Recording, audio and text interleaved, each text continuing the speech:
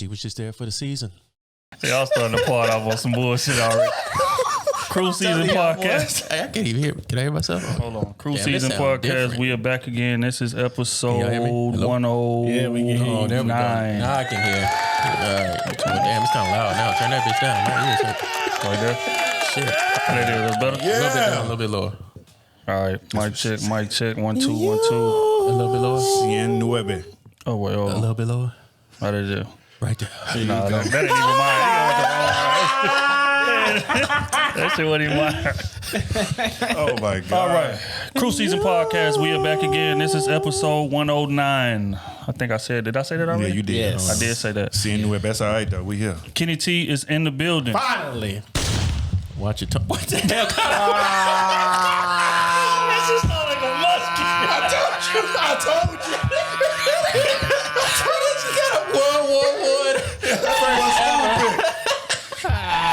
That's the one smooth pick. We gonna sit I did not. Nigga, you heard He said, he said shotgun. That ain't no shotgun. That sound like a hammer. That sound like a kid hammer. Do it again. Do it again. Sound like a musket. Hold on. That sound like a nigga muffler blowing on the highway. Yo, hold on. That shit sound like. All right, fuck it. We're going to go air horn for the intro. So Oh my God. That shit sound like Smokey Car.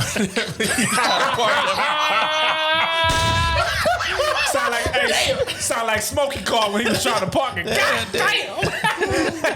When he was dragging the Converse. Hold on. Damn, don't play that This shit. nigga's dragging the Converse.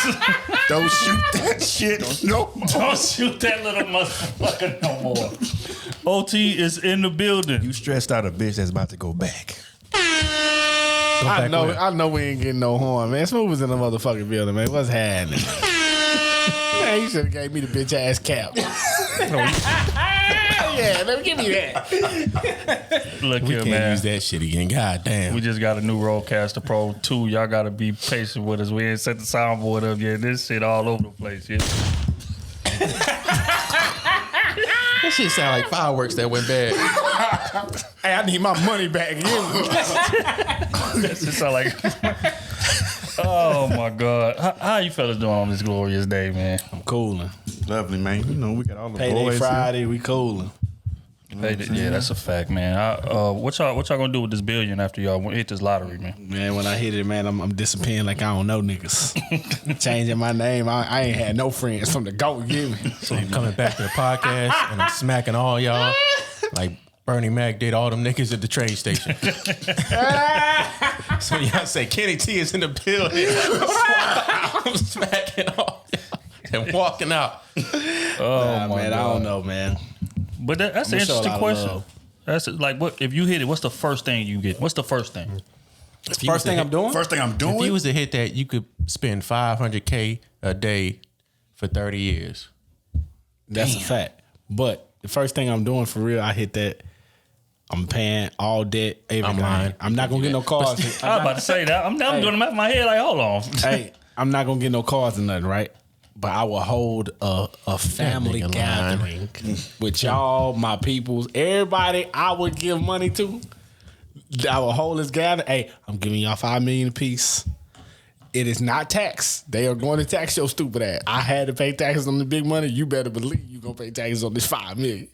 After that, hey, if you blow what, $3 million after that, that's on you. That's on you. Anybody that asks me for money, I'm cutting them off right there forever. Yeah, I don't know. First thing I'm gonna do, man, is pay off debts first and foremost. Of course. I'm watching everything clean. I wouldn't even worry about no debt at that point. I would, man. Yeah, I just want to be petty, man. Buy the I wanna be debt. petty. Matter of fact, student loans, I'm gonna pay them off all that money with a bag of dimes, like Apple did. Samsung, Android, whoever that was suing them for software infringement. They dropped off. I think they won like a couple million. They brought it all in pennies. They brought like 20 truckloads full of pennies and pulled it in the parking lot. That's how petty I'm gonna be. But yeah, so I mean, the drawing is tonight, man. If y'all ain't got y'all tickets by now, y'all too goddamn late. Y'all done missed out on the money, man. Niggas ain't gonna win tonight anyway. I know, Nick. They ain't gonna hear the podcast tonight anyway, so I ain't gonna make no damn difference. That's a fact. But in the news today, man, we covered a story a couple weeks back about Will Smith slapping the shit out of Chris Rock. And Will recently came out and, apologized, man, for it. And, said that, he's been doing a bunch of therapy and a bunch of self-work. And, he regrets what he did. And, he acted out of character and all of those great things. I just want to get y'all response. Was that a big boy move of him or was it ulterior motive? Some bitch ass shit. I'm gonna say it's a big boy move. Bitch ass shit. Because, like I said, I didn't agree with the move of him going up there and smacking him anyway, especially on that stage. Right. So I think it was a big boy move for him to do that. Personally, it takes a lot of courage for you to get up there and apologize, especially when you're a person in the industry that ain't had really nothing going on with your life for the past 20 plus years, and then you do this and everybody trying to cancel you for this. You know what I'm saying? You've been out the limelight for 20 plus years in Hollywood. That's kind of hard to do. Right. And then this and everybody trying to cancel him. He's taking all this heat for that. I mean, which some is well deserved, and he's accepting it. But yeah, for him to come and apologize, I think that's big. Here's a question: is the fact that he waited 3 months a knock on that apology? Yes. Or do it matter? Nope.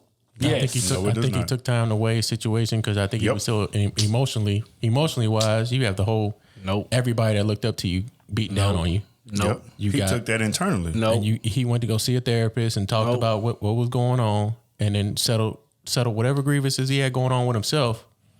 Said, okay, I think I'm in the right mind space to go ahead and apologize the right way.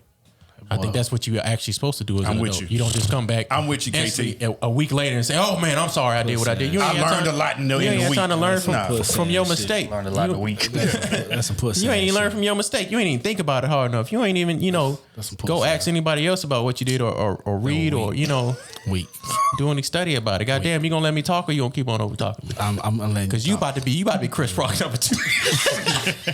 Musket.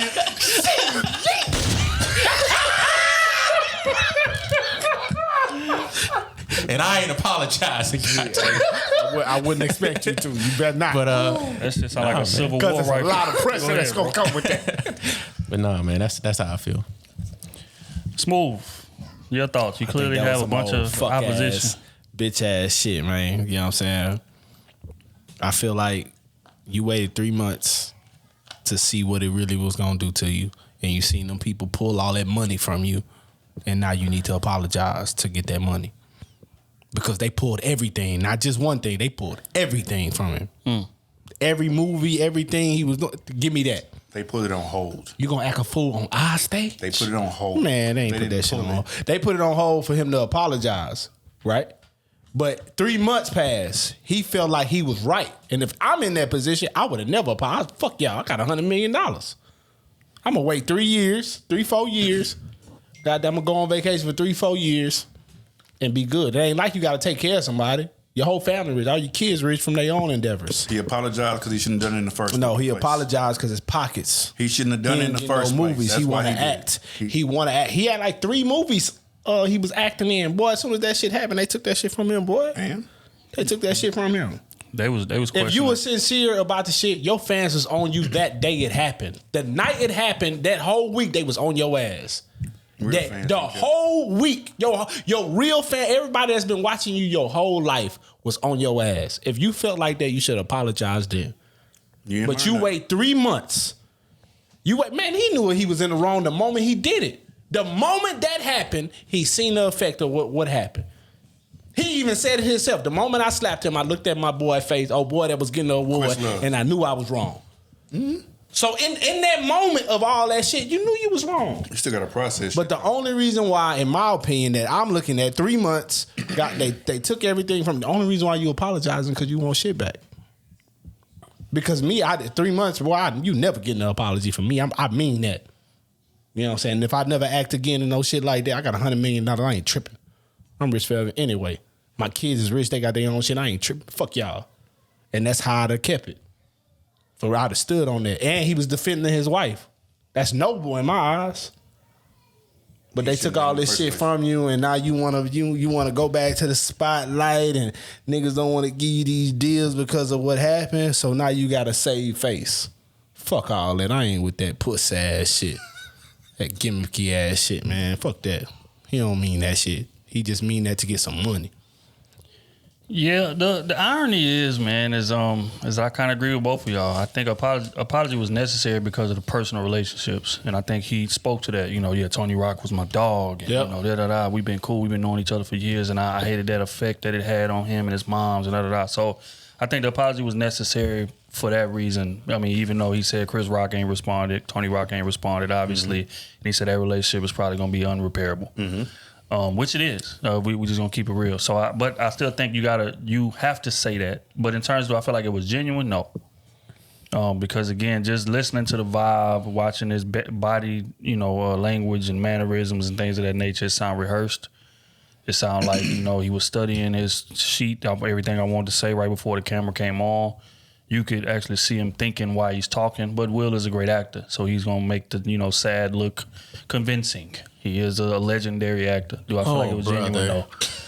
No. But again, I felt like it was something he had to say. Now, as far as reasoning being money, I don't quite agree with that. I think Will is up hundreds of millions. That money don't matter to him at this point. Yeah. But I think again, he got a lot of backlash for that, and I'm sure he got a lot of backlash in the comedy or just actors community in general. Shit, they tried to take the award from him a couple days after he won it.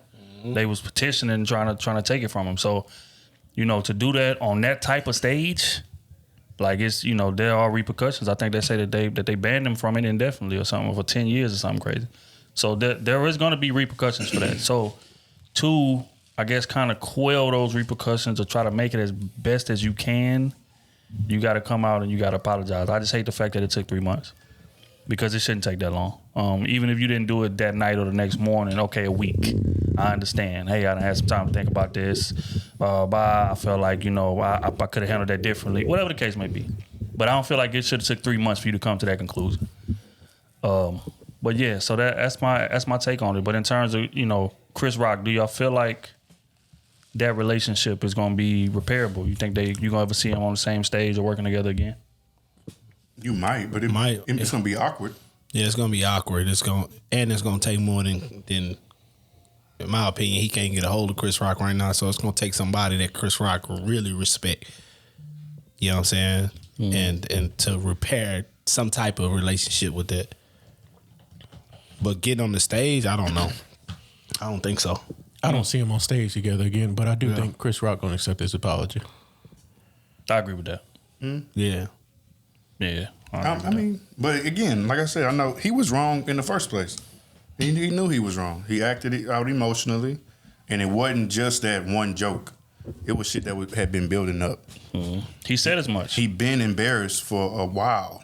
You know what I'm saying? So, it just took a turn, and he just responded in that moment and realized what he did. I don't know. I thought it was fine. He came out, he apologized. Okay, so let me ask you a question. If you was Chris Rock, would you be accepting of it? After 3 months. I'm different, though. That's why I'm asking you for your take. If it's me, yeah, I would. A man slapped you in your face. Because as we said before, talking about a man's wife is highly disrespectful. But if you said something about a man's wife, even you a joke, you got to accept, like you said previous times. Hey, you got to accept what comes with it. That's true. And even if he was wrong, you knew you was in the wrong for saying what you said to begin with. So I'd be like, damn, I'm going to take this apology like it is, and we probably can't get on a stage again. But we can talk behind closed doors. Because I feel like he was genuine, honestly, about what he did was wrong. It's like you just said. Yeah. Will Smith ain't gave me no reason for him to lie about what Chris he Rock apologized was wrong for going at his wife, right? And he went up there and slapped him. You did what you did. In my opinion, you should have stood on that, no matter what it cost you. Because he still, the money ain't no factor to him. But he still want to act. That's just a fact of it. He still want to act. You know what I'm saying? Because you only get, you know what I'm saying, a certain amount of, especially when you're black, you only get a certain amount of time to be in that realm of just greatness, of good movies and $100 million tickets and $1 billion draws and all that. And we all know Will can still pull that in. But you know what's crazy though, Smooth? I don't even think that would be a reason that he would apologize. I think it's more about reputation and the image. Yeah, it really is. And that's exactly what his apology was about. Yeah. People that looked up to him, and for 20 years, Will Smith was looked as the good guy. He don't curse when he rap. Yeah, people not perfect. Violence wasn't what That's it true. is, you know what I'm saying? And then he come on in, he got to apologize. But if a man is talking about my wife and I go up there and slap the shit out of him on that stage, you are never going, I'm going to die with that. You are never going to get an apology out of me because I wasn't doing it for me. You get what I'm saying? I'm protecting what I'm supposed to protect around here. So you did what you were supposed to do. I just hate you apologizing on the back end to save us some shit, man. Fuck that. I'm human. Goddamn, I'm a husband first. Fuck all this money shit. I'm a husband and father first before all that shit. You get what I'm saying? And that's the things that need to be respected about me. So I'd have respected him more if he never apologized and kept it pushing. Fuck y'all. I think he more so apologized for the reputation and for his family and what it represented. Because he was supposed to be a leader, head of his household. He did it for that reason. In my eyes, that's leading. Not necessarily for himself. In my eyes, that's leading. I'm protecting my wife. I would expect my son to do. Hey, somebody talking crazy about your wife, and I don't give a fuck what's saying y'all in, but millions of people was watching this. That's something you do backstage. I gotta go slap the shit out you just to show the rest of them niggas don't ever play with me like that. So if you go to a comedy show and you sit in front stage, and goddamn me, Dave Chappelle, or who really talk about people's wives? Goddamn 75 South up there talking about people's wives. You know what I'm saying? Hey, and I fuck with them niggas, but if that's me, if it's something disrespectful, I'm going up there. I mean, them niggas gonna have to kill me in there. No. They gonna have to kill me. They gonna have to ban me from that. They gonna have to kill me in there. No. Because it's different. I'm a married man.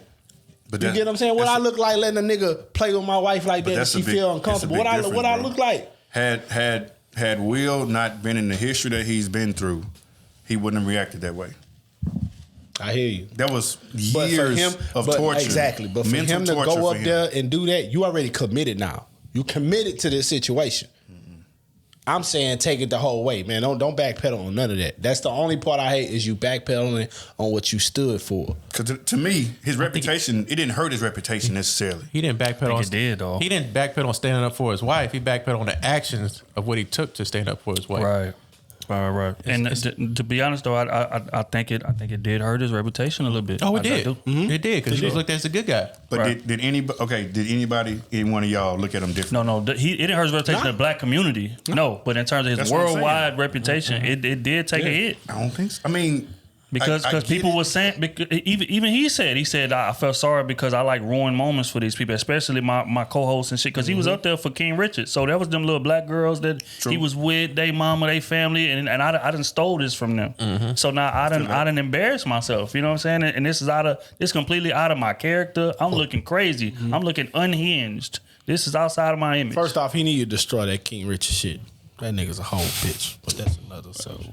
Yeah, well, I mean, I agree with that. But in terms of the movie was, you know what I'm saying? The movie was cold. The movie was cold. The movie was dope. But this is my only thing though, with the whole defending your wife angle that Smooth said, is because for one, you made shit worse for her in reality. Mm-hmm. Because after you slapped the shit out of him, everybody start bagging on Jada once again. Mm-hmm. It's like, oh, she's controlling it. Look at that. Look how stupid he is for her. She's a mental manipulator, all that other bullshit. Then they came out with that video, whole video of her recording them. Right. Say, get that camera on my face. So it's like, and so it's that angle and the fact that you wasn't offended initially. Mm-hmm. That would be two different things. You know what I'm saying? So whereas if the nigga said the joke, wait, what you said? And I went right up there and slapped the shit out of him. But if you say the joke and I laugh and I look at Jada and she's like raising her eyebrows, shaking her head, and it's like, oh, okay, now I gotta go slap him because she offended, but I just got done laughing.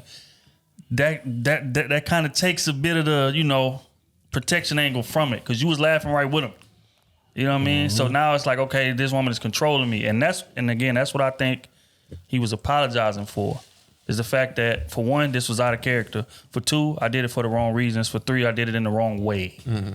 Because if it's me, for one, my wife wouldn't be making me look like a fucking fool, for one, right? So there would be valid reason. And you too. Your wife wouldn't be making you like a fool in the media. Mm-hmm. So it's valid reason to go up and slap the shit out you. You just attacking my wife for no reason, right?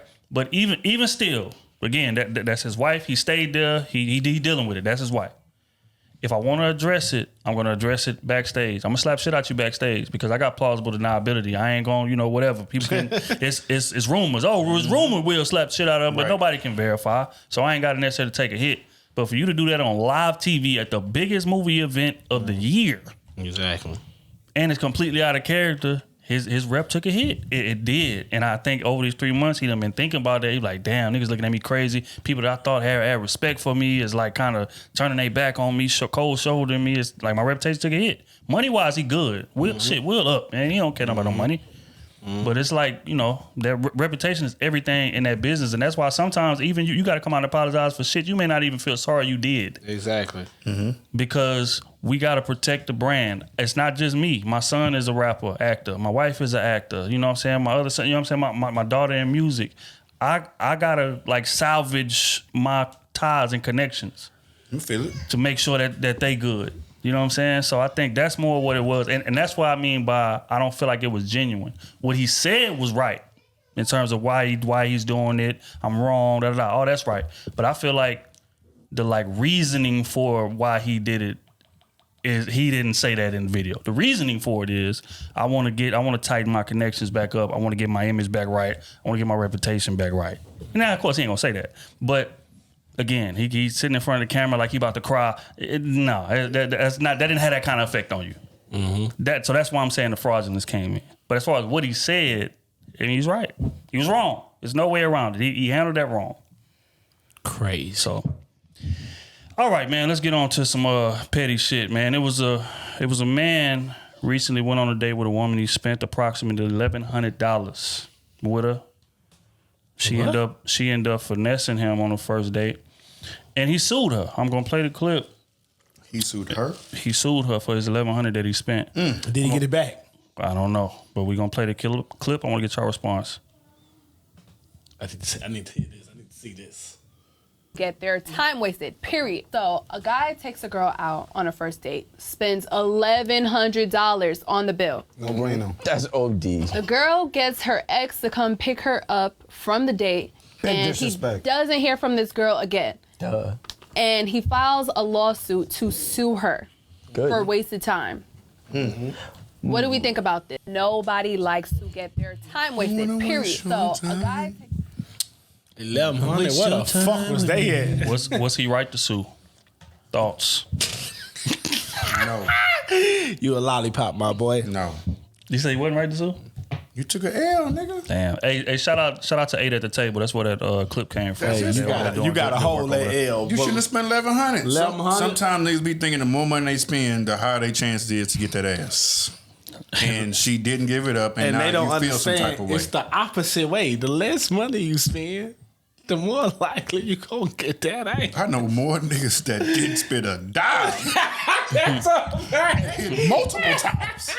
That same girl. Yeah, man, like what the hell It's the same. going on? What the hell going on, man? Kenny, was he right to sue her? Hell no. $1,100 on the first date. You got finessed out there, boy. Boy, got My boy. That's your fault. If you had the money to spend $1,100, you shouldn't even sue. Take it on chin. Hey, that's my bad. That's my lesson learned. the dumbest motherfucker. But you supposed to, vet these women beforehand at least. God damn, $1,100? What y'all was?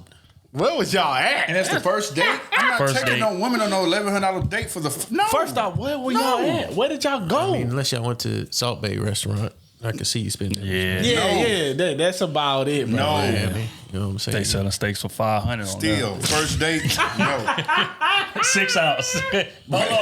I'm a hawk. Hey, you want the gold flakes on it? That's an extra $1. Gold Fakes is $1,300 steak. See that? I've been there. It's an It's extra $13, $1,100 steak No. for the gold tomahawk. But No. I mean, if you got the money, I'm not money for the first date, whatever it is. That's on you. That's your pocket. So I'm not gonna pocket watch you because $1,100 to you could be $20 to me or $2,000. You know what I'm saying? The money difference is irrelevant. It's the fact that you want to sue now for $1,100 is telling me that That's you really didn't have the money to crazy. go do it. I still think it's wrong, though, just because you're setting the wrong precedent. First date, Yeah. I don't care how much money I have. I just... Nah, but you do. I don't know, man. Nah, Nigga, if I you got a was- call cap on that. If don't you was know, man. making $200 million a year, The $1,100 is $1,100 is $10. nothing. Nigga, this is where I'm I eating get at. what you're saying. 1,100 is $1. I don't care where the fuck I'm That's going. $1. Nigga, I get what you're nigga, when saying, you but start it's the making money, principle. if you start making money, well, I'm not gonna say every dude. If I make but I'm $200 million, I'm not going to have to spend a dime because I'm worth $200 million. you gonna spend Now, money. But she don't know that, though. Can we do other things? Yes, but I'm not, no. You gonna spend $200 million. I'm gonna spend $200. No, I'm gonna spend $200 On the first day? Cause you ain't getting no ass. He said, "Cause you ain't getting no ass." You gonna spend $1,100? Because $1,100, that's like to Hell no. That's like the person that makes $150K a year. $200 is nothing. When it comes to somebody that's making $40,000 a year, they're like, "Oh shit, $200? Yeah, no, I ain't doing that." I feel that. But you ask me $200. Hey, let's go get it. It's the first date. He I don't- obviously didn't I vet feel her. that. He I feel obviously that. didn't vet her enough. He didn't vet her enough. I feel that. I don't care. First date, whatever you want to do. You want to go spend money? Cool. Do what you got to do. But once you start saying, "Hey, I want to sue you now," Yeah, that's crazy. for the money I spent, that's when it gets out of hand. yeah, that nigga That's when crazy. you got to take it on the chin because you pick the date spot normally. But see, look though, and this is the only reason why I got to shoot him some bail, right? Come on, man. Here you go. Because I don't think it was necessarily about the money. If you listen to what she said her ex came to pick her up from the date after he spent So the that level. mean he was being a weirdo? How did he know? Hey. So he was being That's a weirdo? crazy, bro. He was How did he being a know that? weirdo? That's Hey, crazy. Hey, you gotta. Hey, How did he know? How did she nigga, know? you could be on a bad day with a crazy ass. One day, call up your homeboys. Hey, call me quick. Say it's emergency. You in the hospital. I need to get up out of here. Get me. Come get. I Homie gotta just go. shot you, man. You in the I hospital. gotta go. Homie Get up just outta got here. shot. Nigga, your fish is drowning. Go save it. That's all I'm saying. I mean, So it was some insult to the injury. that And is I think that's insulting. being petty. You know but what I'm saying? that's a lesson learned. That's true, but that's a hell of a lesson, though. He Man. left 100 on the first date. And, If you- and if you her want- ex come get her. Who was this chick? If it was me, I would have been pettier. Hey, let's go to Dubai. One way ticket. And left her ass right there and flew right back. You want your ex tell your ex come pick you up from Dubai. Crazy. Because I could bring you there and we can go shopping. But I ain't gonna do that. I'm just gonna bring you there. No. On a one-way ticket. No. Fam, Yeah, we can go picture shopping. this. We can go shopping. Get to the mall and say, "Oh damn, We I ain't gotta get to- go to the restroom real quick." Nah, she getting to the airport and she ain't gonna see me. Fam, picture this, fam. No. You going to the steakhouse, this first date, y'all vibing, it's a No. good conversation. Bill come back, it's 1,100. Of course, she don't even look at the bill. She start looking in her bag, looking at her phone. You pay the bill. You know what I'm saying? Y'all on the walkout. You know what I'm saying? And you give her a hug. Hey man, it was a nice date. I appreciate you. Da, da, da, da. Hope you get home safe. And as you go in for the hug, you hear, Drake music playing loud. A nigga pull up in a Baby. See, now, In a five- now y'all making the situation. nigga pull up in a 7 Series Beamer, hop out, be like, appreciate you, fam. Come on, let's get up in here. No, man. Now, can y'all see his vision on someone at that point? I wouldn't be suing. But if he pulls up in a Pinto or something, hey man, you need to fight that man. No. I ain't suing, but I'm definitely getting my lick back. Now listen. The nigga, No. I'm not in one spot. If it was like throughout the day, maybe. Because you can do some shit, jet skiing or four-wheeling, eat, do this, do that. Like, that's a little bit different. But in one spot, and you haven't got to know this person yet, hell no. No. much for the spot. It's not Man, happening, bro. hey, I'm just saying. Some not happening. niggas got like that where he ain't. And I feel it. And I feel sorry for them niggas. But, no. well, we're going to keep it pushing, man, in terms of, men and they bread. I'm going to play a clip to you. Coochie ain't that good, first of all. How about that? I mean, it might be. He ain't know. He don't know. He never smelled it. Where I go It with ain't that, worth $1,100. my food gonna be good. My food gonna be good. So I'm gonna spend some bread. I feel that, but That's all. It's coming out. I already got the money ready. So Okay, so speaking weighing your bread in comparison to a woman, we're gonna get into this next clip. I'm gonna play it. It's a pretty interesting story. Okay. I want to get y'all response to what he had to say. Y'all might have seen this man on Shark Tank, things of that nature. I can't remember his name. I think it's Kevin, if I ain't mistaken. I'm gonna play the clip. Want to get y'all take on it. Tell this story. I teach a lot of at Harvard, MIT, all these places. I'll never forget it. And this guy puts up his hand who hasn't contributed anything all night. He says, listen, I got to ask you a question. I've been running this business out of my dorm. I'm making about $5 million a year in free cash flow. My fiance came to me today and said that she's going to leave me because I'm not spending any time with her family. I don't have any time on weekends. I just can't because I'm so busy. What do I do?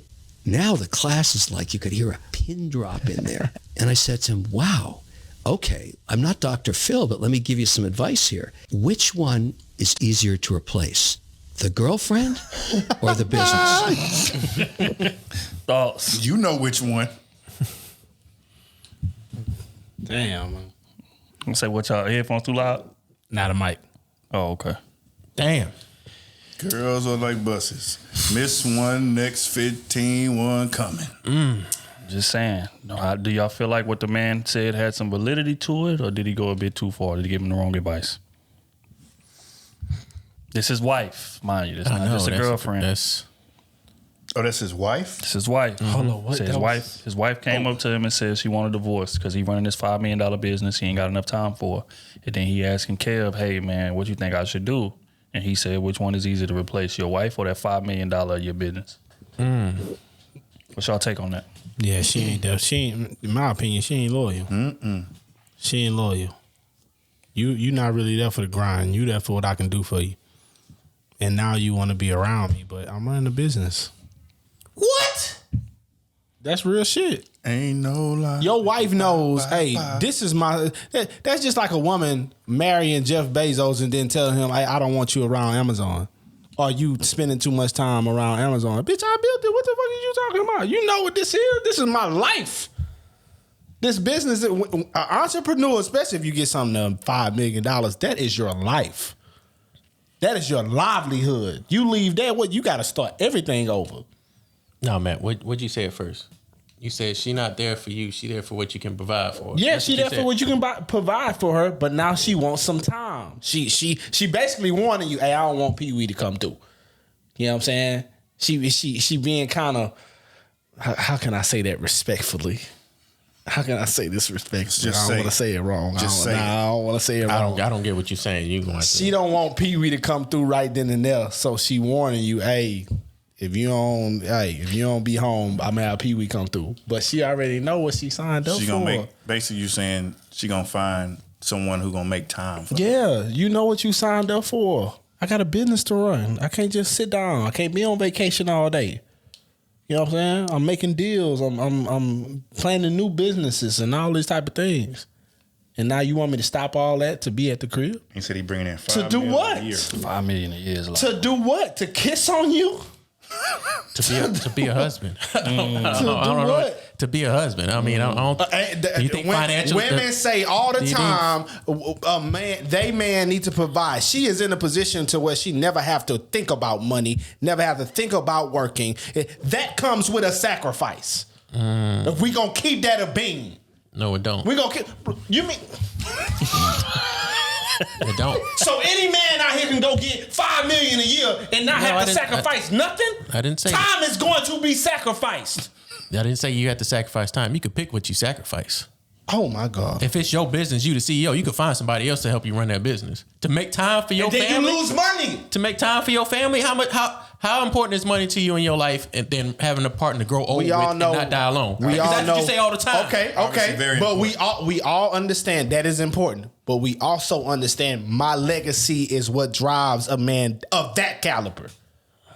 Legacy. What am I leaving for my family? And he may You not ain't for gonna my have- bloodline. You ain't gonna have no family. All you for gonna my have is a bloodline. job. For my bloodline, what am I leaving? You ain't gonna have you gonna have kids on, that bro. don't even know you because you That's ain't spend big no cap, time bro. with them. That's big cap. I ain't trying to hear that. That's big cap. That's not facts. That's big cap, bro. So say if you have kids, So you would leave a $5 million a year business? for my kids because I ain't No, spend no, no no, time no, with them. no. We ain't saying kids. For my wife? She did not say kids. She said for me. My wife, where I can have kids with, right? Who I Oh want to my grow God. old with, right? To make a Oh my family with, God. right? This is facts. Oh my This God. not a lie. If my wife was sitting here, she'd be looking at you stupid. Well, that's your wife. I'm talking about She'll be real looking people at in you real life. stupid. Real people in You real talking about- life. You talking about a family is not more important than your business. A family is important. Okay, And it's more so- important. so but you we tell- all know a family You will s- not stay together with no money. So you tell Right? me. You tell Right? What you're telling me is he can't find a way to submerge some of his work to somebody else and maybe lose $1 million a year just to protect being home with his wife. Losing $1 million a year is a lot when you're in where that he can go- position. Yeah, man, Come man. on, Losing You $1 million a tripping, year is a lot of bro. money. You I don't tripping, know bro. about that one. So $4 million is That's big not cap. enough. That's $4 million big not cap, enough. bro. That's big cap. So you're not willing to lose $1 Depending million. on the lifestyle that you built. You're not Depending on willing. the lifestyle you You're built not already, willing to Kenny. lose $1 million to be with the woman that you married to love, that I you hear love you. wholeheartedly. I hear you. I'm bringing in $5 million a I hear year. you. I'm not bringing in $4 million, so that's going to take an adjustment. Also, that's You got to adjust to be with time with your wife. I would say this. That's optional. Look, real quick. I would say this. How much do she really love me if she's trying to change the nigga that she knew who I was when she got into this situation? I was just with? about to say that. That's my only thing. Yep. Now again, if you got into it and I didn't have this business and I grew this business while we was in the marriage, He cool. was in the But dorm. You knew who I was. You knew I'm an entrepreneur. I've been the same person all In my the life. dorm. He grew his business while he was in the dorm. Man. Before they were still, when they were dating, he was spending time with her, correct? That was it. No, but hold on. When you're dating, you're spending time with somebody. He didn't just meet up. No. He's spending He time was with making her, a $5 in the dorm, huh? No, but look though. Because when you dating, you are spending time with the person, sure. But the difference is somewhere along that line, she got unsatisfied with the amount of time that he was spending. Correct. You can. Because I guarantee you, he was spending less time with her then than he is now. Because when you're trying to build a business compared to when you got one running, two totally different fucking things. times. So again, you can't sit here and tell me that I had all the time in the world when we first met as I'm building this business and now I'm too busy. No, what happened is at first you like me enough to let the shit slide. Okay, I know who he is. I see what he building. I'm gonna take advantage of the time we got together. And you knew what it was going to do to our lives, not mine. Yeah, and then over time with that amount of time wasn't enough no more. Because now I got everything. We got the house. We got the She car. thinking Because $5 million. She looking at We it on through vacation half the year. Right. He gonna Because she change. looking at it through That's how I her think. lens. I got everything that I wanted out of this situation. Now I want you. But she not understanding is Y'all hey, paint I have this pictures. business. Y'all making your own pictures. Oh my God. I'm not making no Man, you pictures. tripping, The bro. thing is, he's making $5 million a year want job. time. Bro, and you his can wife ask- wants time. That's Okay. all she wants is time. Okay. So you can't sacrifice a little bit of money for time with your wife. Hey, I think at this point it's past the point of no return. Exactly. Honestly, I mean, she's divorcing him, but she's saying because you didn't give me enough time. But in terms of him turning it around now, it's too late for that. She already checked out probably a year ago. So why is he asking what do you do? Because he's still trying to salvage it. He still love his wife, but goddamn, again, you knew who I was, and that's the thing. That's just why I tell people to vet. If he's asking what should I do, we're giving him what he should do. We're not saying that she already left. He's asking what should I do. What he should do. What would you do if your wife came to you and said, "Hey, this podcast is taking a lot of your time. I want time from you." Those are two totally different things. How's that totally different? You're different. building the brand. No, this is why. Because if she came to me and said that, she would be validated in doing so. I had no visions of a podcast when we got together. This is some new shit. So she would be validated in saying that. His wife is not. She was there from the beginning. Exactly. So time out. So you saying he had a vision of doing this job the whole time before he met her? Hell fucking you. How do you know that? How do you know that? A $5 million year business. How Some you shit know you just say, oh shit, you know what? Today I want to start a business. that ain't no don't shit work you like fall that. and look up on. This podcast can go from 5,000 a month to 100,000 a month. Like that. You don't see it going 100,000. It ain't like you didn't that, see that but from the go jump. ahead. It ain't Yeah, like Fresh that. and Fit is just like that. Them niggas been, you know how long them niggas been on YouTube? But it started, they didn't think it would be that much money. They didn't think they would be making 100,000 a year. We could do that. But they're not married This is facts. You can do that. But they're not married either. No, we're not. Come on, That's fam. a That great person point. is Come on, married. fam. Y'all That can't person break is point. married. No, That person Kenny. is married, but you can't say that this nigga thought his job that he started was gonna make $5 million from the jump. No. But that nigga, Yes. that nigga had an entrepreneurial mind when she met him. He had a thought set of this is what he wanted to do. Right. But Okay, but with me, I didn't. But now you do. Yes. So you're gonna pursue that, and your wife say, "Hey, this is time that you're taking too much time from me." Then I would adjust. got to start sacrificing. So he can't say, "Hey, I want to be an entrepreneur," but now I want to do. I'm doing this job that's making me $5 million a year. Oh, my wife, hey, you're taking too much time from. This is taking too much time from us. And then and you're right. But let me ask you this: Is that decision worth making in terms of him? Is if he's going to resent her for the aftermath of it? Because he is. Let's call a spade here. Let's You say making that, me change who I am. Exactly. Let's say that he say, you know what, baby, you right. I'm about to take a step back from this business. I'm gonna be more of a family man. I'm gonna be more domesticated. I'm gonna pick the kids up from school, PTA meetings. We going on dates, all that shit. And I'm gonna step back from the business. That's time, Kenny. Resentment is gonna set in eventually. Nobody said step away from the business. There's ways you can separate your time between the business and your family. No. When I say step away, I mean in the capacity that you are now. You can do that for your family. You have to. No. And you can, but he's gonna resent her for that. Because he's an entrepreneur in the mind. He's always thinking about how to grow this shit. How can I expand? What different shit can I do? But if you take a step back, you're not in the game no more. You are delegating now. Those are two different things. Yes. Now I'm like overseeing now, but I'm not pressing the buttons and making plays. Isn't that the part of being an owner? Yeah, but where you're not working as hard no more. You just getting the money. But it's two different types of owners though. With your logic. We wouldn't have Amazon. We wouldn't have Walmart. We wouldn't have Disney. Amazon, his wife was working with him. We wouldn't. Disney, he wasn't even married. So Amazon. None of these people. But look though. Let's say for Amazon, and again, I'm glad you brought that up. He needs to get him a wife that's similar to Jeff Bezos' wife.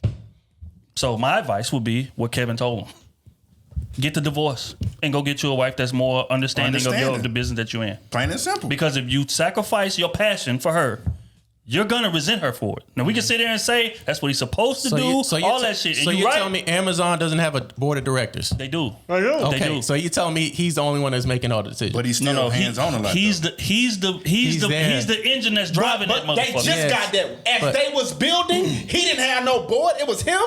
And he made the decisions, made the plays. And she was there. And his wife is but there. he Now still she's saying, made hey, the motherfucker, decisions. we making $5 million. Let's delegate some of this time away from the job so we can be a family. Well, baby, that's not who I am. Oh my God. That's who I am. We're gonna agree to That's disagree. not who I am. That's not how you met me. That's none of that. Let's talk about Steve Jobs. Fuck it. Since we on it, let's talk about Steve Jobs. Right? Agree to now, this is a person that we all know Apple has a board of directors, and all of them are intelligent, and everybody makes decisions and all of that. But ever since Steve Jobs died, Apple done fell off a fucking cliff in terms of innovation. Let's call it a spade a spade. Facts. And I'm a loyal Apple customer. The 3GS was the best phone they ever fell made. off a fucking cliff. It's because Steve Jobs is not there. So again, when you delegate, there's consequences. And also before that, when they pushed him out the company, they started failing without him. Exactly. Well, that happens in some. They started failing without him. That does happen in some instances. You wouldn't get that about your own business. You can't say one instance is for everything. Baby, hey baby, look, because that's why they still. That's why our business gonna fail. If that was the case, he wouldn't have a board of directors after he got it back. Man. Correct? No. He said the board of directors, but at this point, now that I'm coming back, I'm calling the shots now. I'm dragging my nuts. Because we see what this shit look like without me. Exactly. So yes, y'all, I do have a board of directors, but we going this way. And y'all niggas gonna get on board, or else y'all gonna get fired. Or we can just go back, or you know what? I can quit. And y'all can go back to fucking tanking like y'all was doing before I got here. So again, it's different. And again, I ain't even speaking to the success of the company. I'm speaking to the personality of the person. Steve Jobs is a hands-on innovator. I need my hands on every fucking thing. I may not know how to code. I may not know whatever, but it's my innovation that's what it is. That's bringing this company to what it is. So again, if that's the type of person he is, I would not recommend him to step back and try to be a family man, try to force being a family man. No, you go get you a woman that's understanding of who you are. And then you go along that way. I would not take my partner's passion away from them. I wouldn't even think about that. That's not smart. If that's what your passion is, I'm gonna support you in whatever way I can. If that's sacrificing time with each other, I just have to do what we have to do to be successful. Yes, I would. Why would I not do that? That's unselfish. That's what you're supposed to do in a relationship. If your wife was home at the middle of the night, y'all only had sex maybe once every 3 months, 2 months, you would be pissed off about that. You would want a divorce because y'all have no time together. You don't see your fucking wife because she's always working. You are gonna get a divorce. This is facts. No. That's the thing, Kenny. This is facts. I live this shit at my job. We work 12s. You right. When niggas don't come home to their wives, they get a divorce because there's no time in the family. You right. But come on, fam. I would not be. No. Wait. No. Fam. Fuck that. If there's no time in there, you are going to get a divorce. No. I don't care who you are. CEO, worker, goddamn janitor. If you're not spending no time with your wife or your husband, you are going to end up in a divorce. You're right. But at the same time, you knew that was your wife when you got with her. Fam, That's my point, Your bro. jobs can change, and your anticipation or your work ethic towards that job can change. Work ethic cannot change. No, it cannot. No, it cannot. You either have work ethic Your work or you ethic don't. is what it is. Let's either call have it it or a spade you a don't. spade, my Fam, nigga. your work No, ethic it can cannot. change. No, we done said that on this pod before. You can change a lot about a Y'all said that. motherfucker. Y'all The said work that. ethic cannot change. Y'all said that. It cannot. Bro. Your work ethic is what it is. Something you are passionate in, your work ethic will change towards that passion. I disagree. Come on, I disagree. fam. Y'all, I disagree. Are you kidding me? I highly disagree. What are you saying about it's gonna you put the change? same What are you work, saying it's gonna you put change? the same work ethic into your accounting job that you put into this podcast?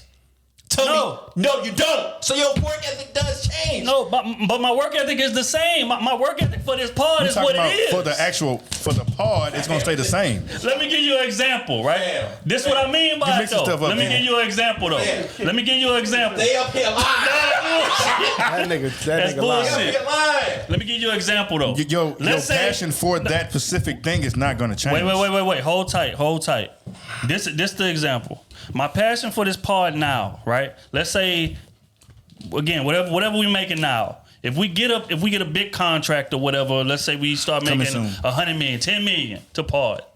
My passion for pod is gonna be, my work ethic for pod is gonna be the same as it is now. Why? Because I love podding. It ain't necessarily the new circumstances that's gonna dictate my work ethic. My work ethic is what it is. Yep. If I'm passionate about it, I'm gonna go hard for it. But your passion ain't gonna be That's just deeper. what it Your is. passion gonna be deeper Did your because work- of the money. Work. We're talking about work. The main word is work, right? Right. Podcasting is work, right? Yes. Going Hell to your yes. accounting job is work, right? Yes. Do you put the same amount of work into your accounting job that you put into this podcast? No. No. Did your work ethic change then between podcast and accounting? Tell me, please tell me. But we please. talking about Okay, business. no, wait. The next topic, dog. Wait we a ain't minute. gonna get- We ain't talking gonna about get a business though, We ain't gonna Kenny. get anywhere, dog. If you Yeah, start man. a business, We talking that's, circles. if you start a Circles, business, dog. that's obviously your passion. If you working for somebody, you're not gonna have that same passion. Exactly, bro. man. But Exactly. he know that, and that's why That's I say two Kenny be totally up there different so things, bad, Kenny. bro. He know that, man. That's two totally different kings. What's different? What? That's like you, for example. That's like you starting. No. Hold on. That's like you starting some type of like a car company with a bunch of fancy cars or like a car crew, some shit like that. If that's your passion, Yes. you're gonna go hard for that passion. You're Yes. gonna go hard for that passion different than you would at work Yes, your work ethic changed. because that's what you want to do. Time out. So if you was a terrible worker at your other job, and somebody said, "What is this work ethic?" and they say, "He's terrible," but there's this other job that you're passionate about, and they ask you, "How's his work ethic?" and they say, "Man, this man is unstoppable."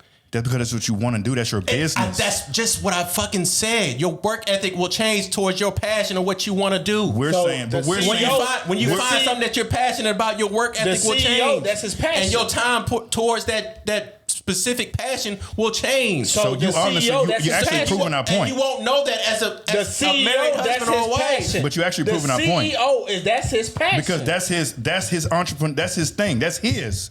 So he's naturally That's gonna go my harder passion. for that. And she wants him to sacrifice His time passion. from his passion to be with her. It's not a regular Knowing- job. She not saying, "Baby, come home from work from your accounting job." Knowing That's different than this is mine. This She belongs to me. knowing she didn't set that president from the start. Smooth talking to the mic. You sounded muffled. Knowing she didn't set that president from the start. She I feel wasn't what you're saying saying, all Kenny. that shit there when he was starting the business. She wasn't saying that when the business started making $1 million, $2 million, $3 million. Now that don't they know. got You just making up stuff everything, now that they got everything that she wants, We don't know. You she just making sees up it stuff. through her lens, and she want him to sacrifice his time from his passion that he got $5 million a year from. So she can have some time. You comparing the work ethic between the That's two jobs. crazy. We talking about the work ethic with that with did one one entrepreneurial thing. Yeah, That's not going to change, Kenny. I agree. But in summary is this: vet people properly and figure out which personality is more. And again, we talked about it before. Compatibility. It's a beautiful word, man. But a lot of people don't vet for that. They vet for shit just like her. It's called a spade a spade. She probably had a feeling this business was gonna take off. That's why she stuck Man, around y'all while he was can't do building that. it. Y'all making That's that stuff honest, man. Let's call it what it is. This man That's been not what it busy. is. This Why she man been a complaining then? workaholic. This man been a Because she ain't got no workaholic. time with her husband. She never had it. She never had it. Y'all can't say that. She fam. never had it. That's like Okay. that's She like never had it. Giselle Okay. going to Tom Brady and saying, "I don't want you playing quarterback no more," knowing he love it to death and he can do it at a high level. That's like her going do that to him. You I think need he you not to gonna retire. resent? He not gonna resent her? I need you to is. retire. They will be on the divorce list in a year or two. That's a fact. Yeah, that's fine. And Come then- on, man. And then 10 years later, he's gonna be like, damn, I don't got my wife, my kids. I'm divorced. Man, stop with that, bro. Just because I couldn't take 1 year off after I spent Stop 20 that. years of her letting me chase my passion. But this is what I And she's want. like, hey, this man. is what I want to do. Nah, but Kenny, you know it ain't gonna be But 1 year. it's just You know it ain't gonna be 1 year though. Next question, please. But on top of Next that, question, please. he didn't do that Next to her. question. Next question. He didn't do that to her. Next question. Till you stop modeling. Then you stop modeling and spend more time at home with me. Yeah. She did stop modeling, but go ahead. Boy. All right. She had his kids. He didn't ask. She had his kids, but go ahead. All right, next subject. Relationships have changed for the worst. That's what the title of this clip is. What? I'm going to pay it. I want to get y'all response. You gonna pay it or you gonna play it? Both. Don't buy the idea that there is a one and only. We used to marry till death do us part. Today we marry till love dies. We used to marry and have sex for the first time. Today you marry and you stop having sex with others. You used to have monogamy, one person for life, and today monogamy is one person at a time. And everybody says I'm monogamous in all my relationships. The norms are changing so fast. There is nothing you can do when you leave a person than to tell them, so sorry that you're hurting them, you have loved them deeply and you wish them the best and you thank them for everything they've given you, and yet you're going to go. And it is just raw pain. You can't circumvent that. Heartbreak is heartbreak. I don't buy the idea that there is a one and only. We used to marry. What's your thoughts on that? Has relationships changed that drastically, or is she being a bit over? Man, that's big cap. They been doing infidelity, been having side babies. Shut up. Shut up. I'd have to hear it. But what is it Yeah, again? we gonna play it one Let's more run it time. back. Let's run it man. back. Y'all gotta listen Y'all gonna close. listen to the lies now again? We gotta listen close, man.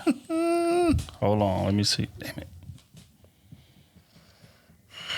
All right, one more time. That's him. Don't buy the idea that there is a one and only. We used to marry till death do us part. Today we marry till love dies. We used to marry and have sex for the first time. Today you marry and you stop having sex with others. You used to have monogamy, one person for life, and today monogamy is one person at a time. And everybody says I'm monogamous in all my relationships. The norms are changing so fast. There is nothing you can do when you leave a person than to tell them, so sorry that you're hurting them, you have loved them deeply and you wish them the best and you thank them for everything they've given you, and yet you're going to go. And it is just raw pain. You can't circumvent that. Heartbreak is heartbreak. Thoughts? She ain't lived in So what America she said? long. We used to marry till death do us part. And What is she today trying to we say? married till love dies. She's trying to say that today's relationships are way more superficial than they used to be. They been She said we used to marry. What you about to say, oh? No, I'm just repeating what she said. Yeah, She used to said, marry till love till to death do us part. death do us now part. we married till Till the love dies. Said That we was the used first to wait until marriage for sex. Now when the that's a marriage lie. starts, the sex stops or slows down. Or she said, or monogamous. We used to have sex with one person. Now we're only monogamous. But that one person at a time. No, she said we used to have one person for the rest of our life. Now we monogamous with one person at a time. And she basically saying people are leaving marriages because I just don't want to be here no more. Compared to, okay, this is something that's like there's a foundational divide between us. Bro, we wasn't no foundation. You know what I'm saying? People was getting married back in the day, especially women. They was getting married back in the day because dudes controlled all the money. It was a livelihood strategy for them. One more thing too. You know what I'm saying? One more thing. What? And they was getting married because they was forced to. Back then, it was you pregnant, you getting married to that. That's person. true. That is true. Like that's what was That- the parents. It was like you pregnant, y'all getting married. Plain and simple. And she married at 18 or some shit, 16 or some shit. You get what I'm saying? Like, nah, bro. Like, man, where were you? How old are you? She's but like 65. She's 65. Yeah, What country she lived in? Because she showed don't sound American. I mean, I don't think it really matters what country, honestly. I think she meant Nowadays, that underlying. I think it's social media. It's taken apart. And TV. You know, access, and people have more independent roles now in their lives. Women are not dependent on men no more. That's a big difference from back in the day when they was, like Matt said, they were dependent on men to survive. For a roof over their head, So women were with dudes that they ain't even love. Mm-hmm. And, you know, a man ain't gonna be with this woman if she fucking everybody in the city, the town. And back then you ain't have Instagram to go meet up with somebody. You ain't had these dating sites. You was writing letters and waiting 3-4 days That's a for fact. that letter to come back. You know what I'm saying? It was more deep, intimate. I gotta write this letter to my wife. I'm in World War II. Why she getting her head knocked? Maybe she's still probably getting her head knocked in anyway, but he coming back to, hey, this my wife. Leaving the milk in the window. You know what I'm saying? This is that's fact. real. That's a you know fact. what I'm saying? That's a fact. They still had speakeasies back in the Allegedly. day. They don't know nothing about that. Hey, they had speakeasies back in the day. Motherfuckers was back there going, I can talk to I got $1.50. I'm going to the top room. That's crazy. The $1.50 is wild. the boom boom room. That's a fact. You hear me? The upper room. Yeah. That was big cap. though. That was big cap. She probably stood on the morals, but the rest of the world, nah, bro. They been cheating, both sides, for a long time. It's just women have been tied to men financially. Like this really like the first like real era to where women is really not tied to men financially, so they can make their own decisions and all that type of shit. So that's why it's hard to date, because men can't control. We've been in a society where men controlling women for years, bro. For years. This is like the first generation wave that we see. It ain't like that. They damn near on equal foot. They make enough money to take care of themselves. They make enough money to go get these houses and these cars and all that by themselves.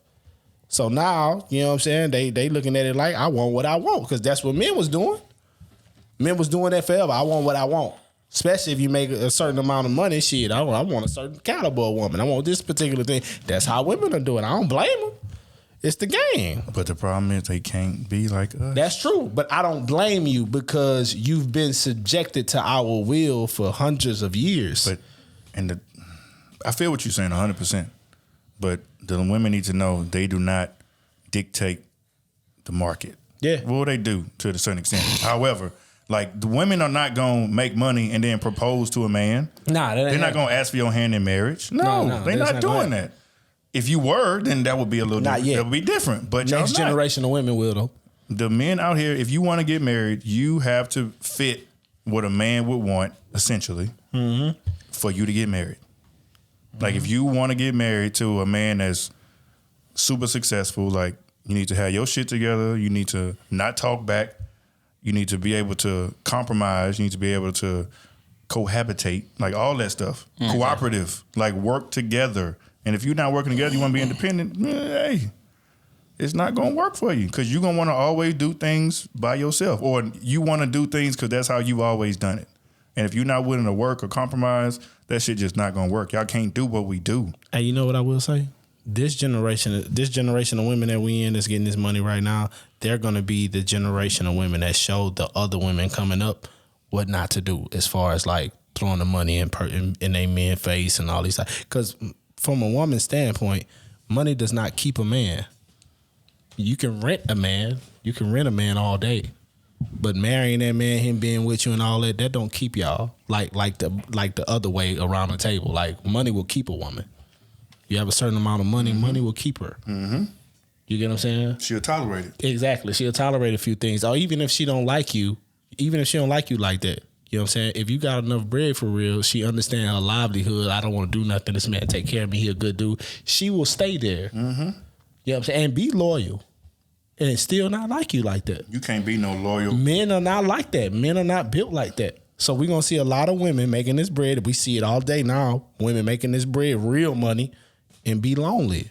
Have all this shit, the Mercedes, the Benz, and all this shit. Get them a high rise, a big stupid ass house, but no man.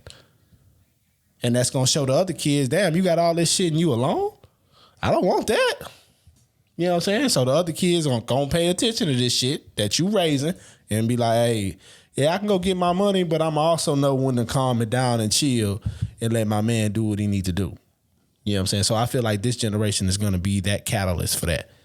I just want to know what is it really about, which we know what it's about, but I just want to ask them, what is it really about? Because let's say you successful as you want to be, you a lawyer or something, you making $300,000 or something like that. You come across a man, just an average Joe. Man, she could be making 70. But he a good man. It's crazy. I'm saying, but he a good man. He can clean, he can cook, he can do all the necessities. Got a nice personality, can make you laugh, all that stuff.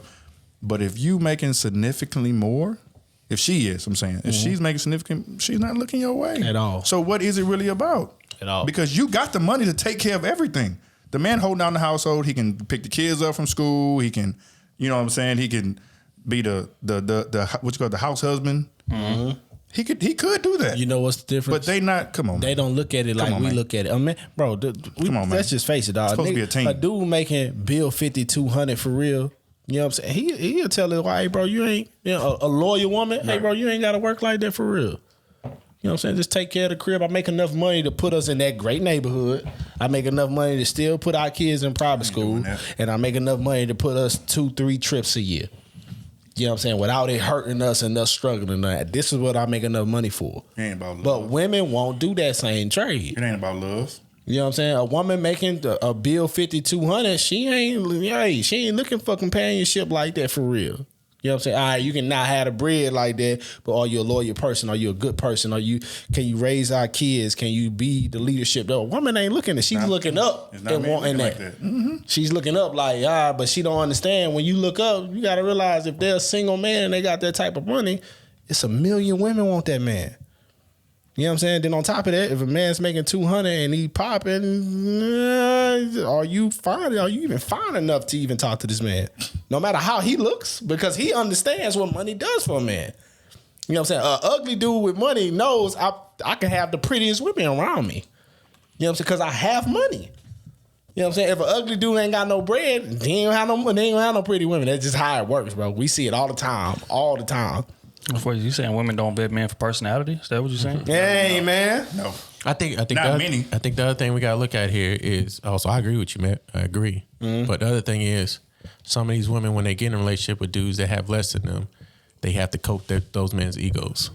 That is true. That's a fact. That is true. And I will say that. You're right. They'll get in their relationship, they'll see that a lot of men are not comfortable. You know, yet. they're cool, you know, and then all of a sudden, a year, 2 years in, you know, she can go out here and buy this and buy that. Yeah. She want to go on this trip, and he's like, shit. But it's because he wants to be the man to provide. You know how men are. They want to Yeah. provide for it, but Yes. she want to do this, and he's like, oh shit. So now she got to kind of try to coax his ego. Hey, all right, baby, it gets tiring when you got to keep on coaxing this man ego. Like, hey, I love you for who you are. Yeah. But now you still mad anyway because you can't make as much as me. right. Yeah. That's how it should be. No, that's not how. No, I'm saying as far as them not worrying about the other side. Because I know I got a coworker. His wife is a doctor. He is the person that picks the kids up from school. He leaves early from work, gets the kids to practice, all that stuff. His wife is a doctor. Like he don't have to work. He just do it because he feel like he a man. I got to do something. But it's not many situations where, and they've been married like 8-9 years now. So they've been together for a minute, but it's not many situations where it's gonna work like that. And it's just, you know, men, we just want to be the natural providers and all that stuff. So yeah, in situations like that, we gotta let go of our ego. But it's hard to do that. Yeah, it's very hard to do that. But if we supposed to be working together, either way, it shouldn't matter because I got us. That's how it should be from both sides. Whoever's up, I got us, and we gonna move forward. I agree. But like you just said, how men are. I know. My ego. I didn't see like 3-4 clips about men like, oh shit, I ain't having when we went out. My wife wanted to go out and she didn't have to hand me the card to pay for this. Yeah. This because nigga, what you mean she didn't? Nigga, she got the money. She paying. Put your card up there. Straight up. You want to look bad in front of other men? Real. Put your money. Hey, I ain't got it right I'm now. on some shit like, man, fuck y'all. My wife got money. She got more money than y'all. Your ego. He said, "Busket." But the crazy part is that was what defined his love for her, that she was the one because she handed him his card. No, nigga, you should have looked at yourself in the mirror and said, why the fuck am I asking her or looking at her for love because she handed me the fucking card? Because my ego. My ego would have been shot if I'd have had to seen her. I tell y'all what though, I will say this, going back to the clip. I don't necessarily agree with nothing. I mean, disagree with nothing y'all said, but I think that she made some valid points. I think the substance of relationships today are way different. than they are. Now, don't get me wrong. I'm the type of nigga to bash on old relationships all day long because I do agree. Most women was there for livelihood and not for choice, which I feel like is, again, is a bit jaded in terms of these stats they like to throw around. Oh, the marriage divorce rate was way lower back then than it is now, and people stayed and made it work and all of that shit. No incentive to walk. There we go. And you know what I'm saying? A lot of times they were staying there suffering through abuse and just all type of shit that was going on. So I'm the type of nigga to bash on relationships all day long. But what we got to consider is in this new generation, with choice, with freedom, comes terrible fucking decision making. Yeah. And in this era, we see a lot of terrible decision making. We see a lot of baby mamas. We see a lot of broken homes. We see a lot of, because people is picking people and having raw sex with people for the wrong reasons, right? Now, we can say, back in the day, they was picking their marriages for them, or back in the day, they was getting married for the wrong reasons. Sure. But the family structure was way more solid than it was now, you know what I'm saying? Because, like I say, with freedom comes bad decision making, and I feel like some of us have too much freedom, or some people have too much freedom.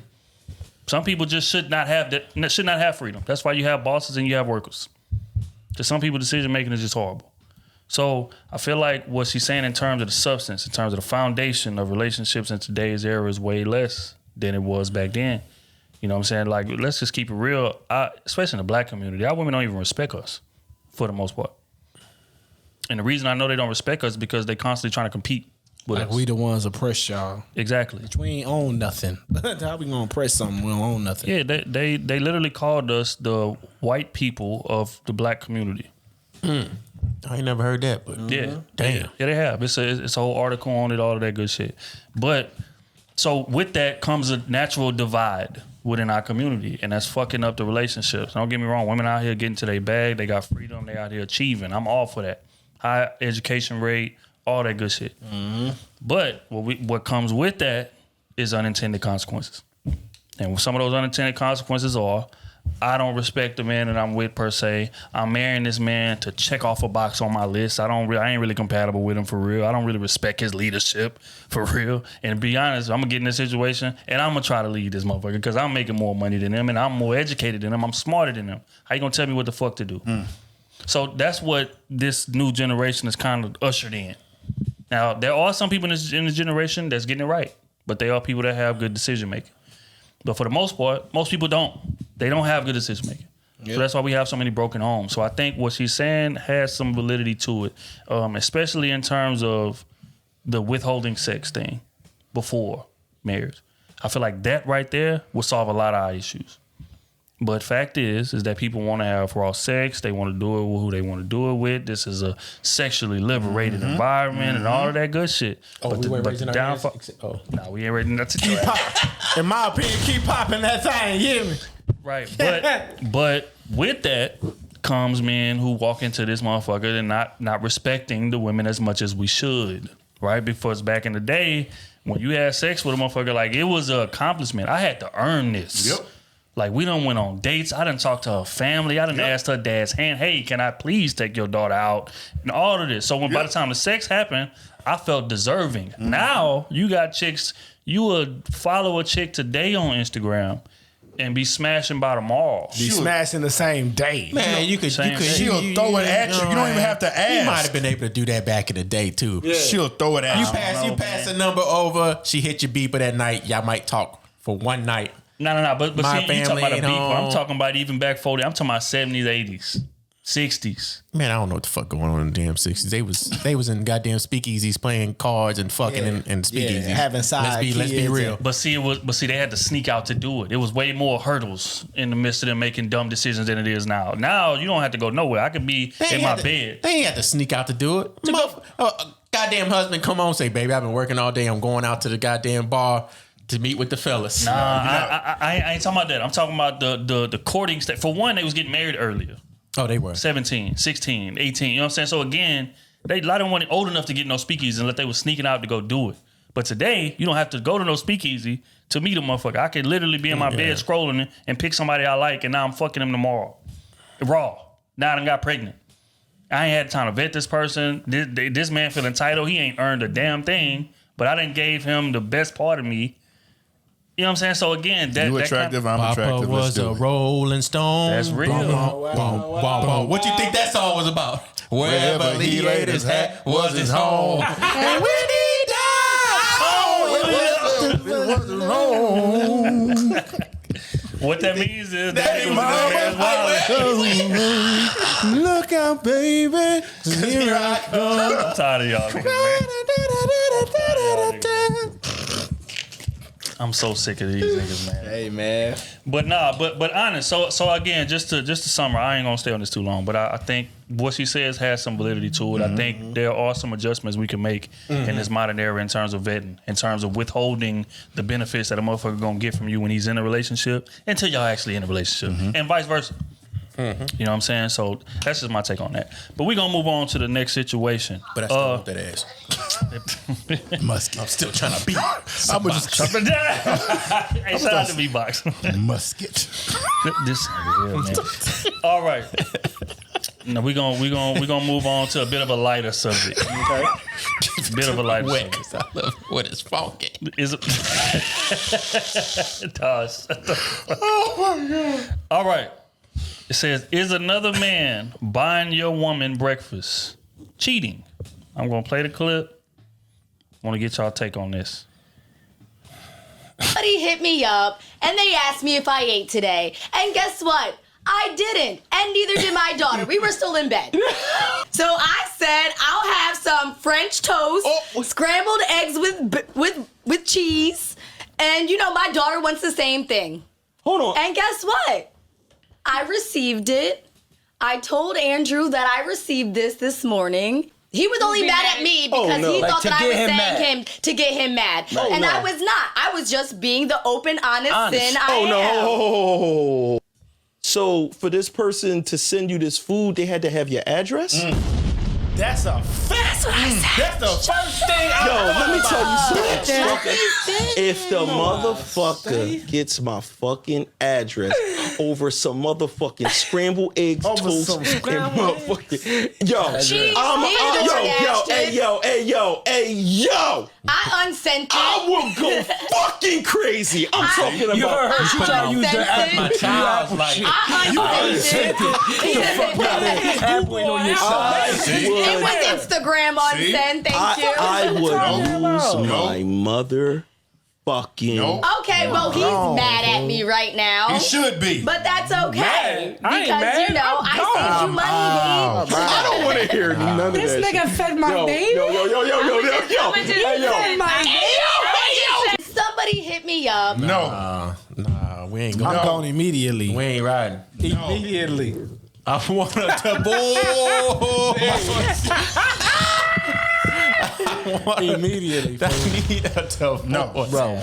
It would be fam. violence, my nigga. No. I ain't Why gonna lie to you. even communicate with people that you don't? Come on, man. Bro, didn't you invite them to my house with my daughter? My daughter. No. With my daughter. These weirdos in this world. What I be saying, women be so short-sighted. They don't She look knew what at the it. fuck. She gonna say something was doing. you can tell No, she no, no. airhead. She don't No, no, no. She don't respect her man, dog. No, That is that's a true. fact. Very true. Very true. 1,000% true. Dog. But what I'm saying is, when I say short-sighted, I mean, yes, he paid for the food. You think he finessing. But again, this nigga has your address now. She talking about unsent. Yeah. This Yeah, nigga has your address What the fuck now. is you talking What the about? hell is you talking about? Fam, It's over. I'm out. You stupid. We know the answer to this. Stupid. Ain't no Immediately. fucking way, No. dog. yeah. CPS. Then I'm No. and I shit. When we get a divorce, I'm trying to get full custody too. I want full We're going custody. to battle. We're going to battle over this. And I'm a cool nigga. I'm usually with the 50-50 shit. No. But over that, oh nah, you irresponsible. You irresponsible. Cause just imagine if I'm not there, you gonna invite any nigga over to give you some food. You put our lives in jeopardy. I'm not there, and you want to have the audacity to talk to another man on Instagram. That's crazy. That's And crazy. then give him my address. You That's put, crazy. You put our lives and my daughter in jeopardy. Because you don't know what this man is capable of. really pulled up. Cause you hungry, cause you couldn't get your fat ass in the kitchen and go cook some goddamn eggs and bacon. Them hoes can't cook Because today. you couldn't order DoorDash. Or you couldn't even hit me and say, hey, baby, I'm hungry. You know what I'm saying? Your daughter hungry.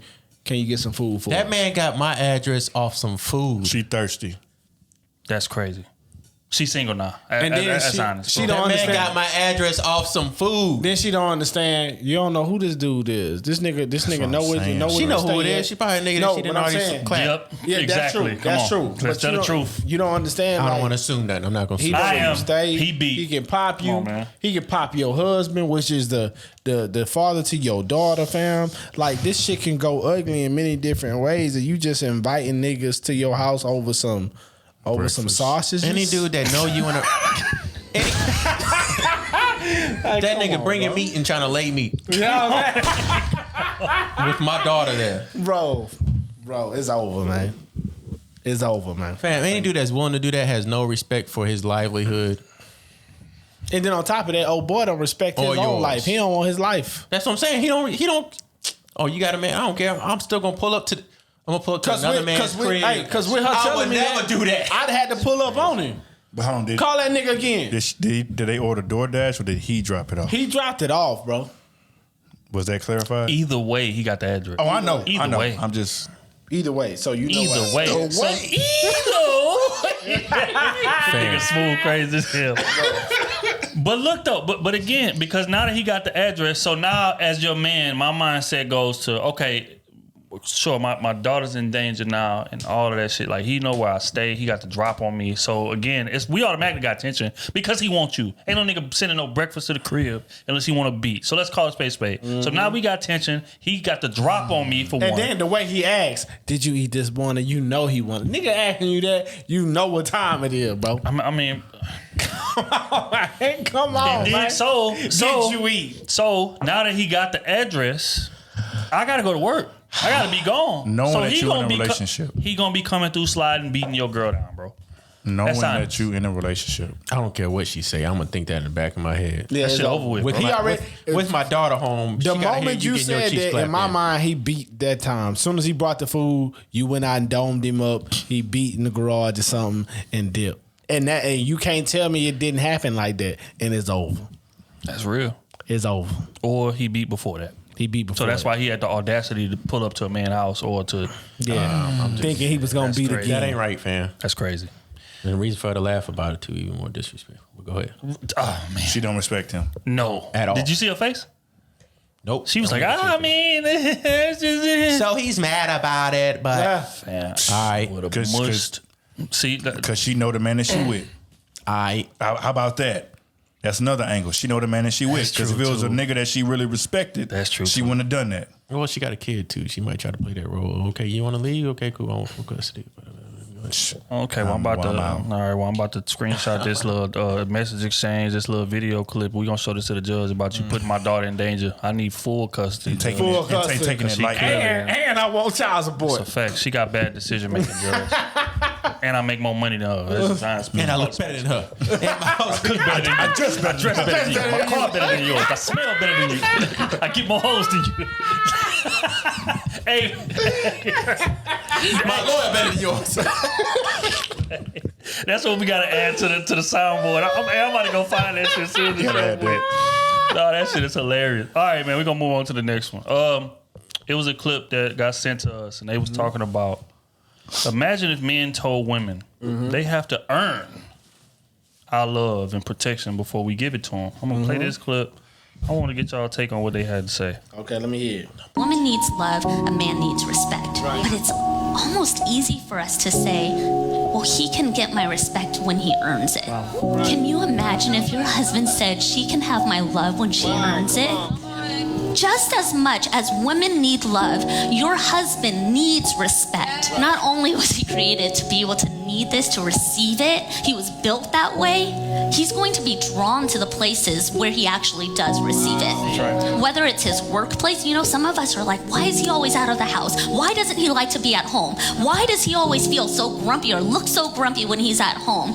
But then for some reason, when we're out with his friends or when he's at work, he's thriving there. You see so much joy in him. It's because he's receiving respect. He's gonna find respect in the relationships where he receives it. And if that's the case, we've got to figure out a way to understand that there is a true need for a man to be able to receive respect. That's good. If a woman needs Oh my god, damn! See, I ain't never heard that eloquently stated like that. Jesus Once Christ. I got over her voice, yeah, go ahead. Yeah, her voice was a little annoying, but she was saying some real shit. She was saying some real shit. I ain't gonna lie. But that's honest. So just context behind it. You'll literally have women to say, "Well, nah, I ain't cooking for him. He got to earn that from me, or I ain't doing this. He got to earn that from me." But again, let's imagine if men say, "Or I'm not being feminine to this man unless I run into the right man. I'll be feminine for the right man." Mm-hmm. But he got to prove that, he deserves my femininity, right? Imagine if a man said, you got to prove it to me that you deserve my protection, my masculinity. I'm saving my masculinity for the right woman. I don't want to just give it to any woman. Like, imagine if a man said that. Or just being a gentleman. I'm not opening no doors for you. You got to earn that. Doors. He hop out and just slam the door on her. She waiting in the car. Open the door. But you got a hand. You got two arms. Pick up the check. No. You got to earn my money. I'm not just paying Pick for up the just check. cause. Girl, we was going Dutch from the start. 2 jets. You got to earn my money. Like, what are we doing here? So again, bro. But I ain't bring my purse. Why I can't sign my... That's real, man. So nah, bro. Like, and respect, man. Like, that's all men want. Men don't ask for much. We don't. All the man want to do is just be respected, and that's why she said some very, very, very important shit. And I don't want that to be looked over. I don't want that to be looked past. When this man is out with his friends, he's thriving. Or when he's at work, he's thriving. Or when he's doing this, he's thriving. But when he comes home, he's grumpy. He's sour. He's this. He's that. There's a reason for it. Mm. And she spoke to it. When he's in those environments, he's respected. Mm. He's not getting tore down. He's not getting, constantly, hey, you need to be doing this. You need to be doing that. It's not condescending tone. He's not being talked to like a child. Mm-hmm. He can just relax and just enjoy himself and just have fun. As a woman, instead of being jealous of those other areas in which he's thriving in, you should focus on creating those type of environment at the house. And that'll solve your problems. But most women don't do that. They'll be jealous of your friends. Why you gotta go out so much? Or why you gotta stay at work so long? Or why you this? Why you that? Why you gotta fuck with hoes? This, that, and the third. No, that's a bit out of bounds. But what I'm saying is this. Wait. Hold on, I gotta find a new button. I was with you till you said that. You had me for a while then all of a sudden the beatbox money came out of you right there. The records. But honestly though, you can learn a lot from those things that you are most jealous of, hoes included. But that's another conversation another day. Mm-hmm. What I'm saying is this. We're not gonna do that. That's a fact. But am I lying? That's a fact. Am I lying? We ain't gonna do that, fam. Am I lying though? We ain't gonna do that. Tell me I'm lying. Hey, you lying. That's how y'all Kenny. We lying, dog. Kenny. What? Crazy. Tell me I'm lying. You can learn a lot from a hoe. You can't learn that from the hoes? What? It takes a hoe to know a hoe. I don't agree with all that. Yeah. I ain't co-signing this. No, but you can learn a lot. You can learn a lot. So you tell Would you say that hoes are submissive? So what you saying is? Wow, I'm not co-signing that. I don't know nothing about this. So what you saying is if your woman Baby, I'm not involved.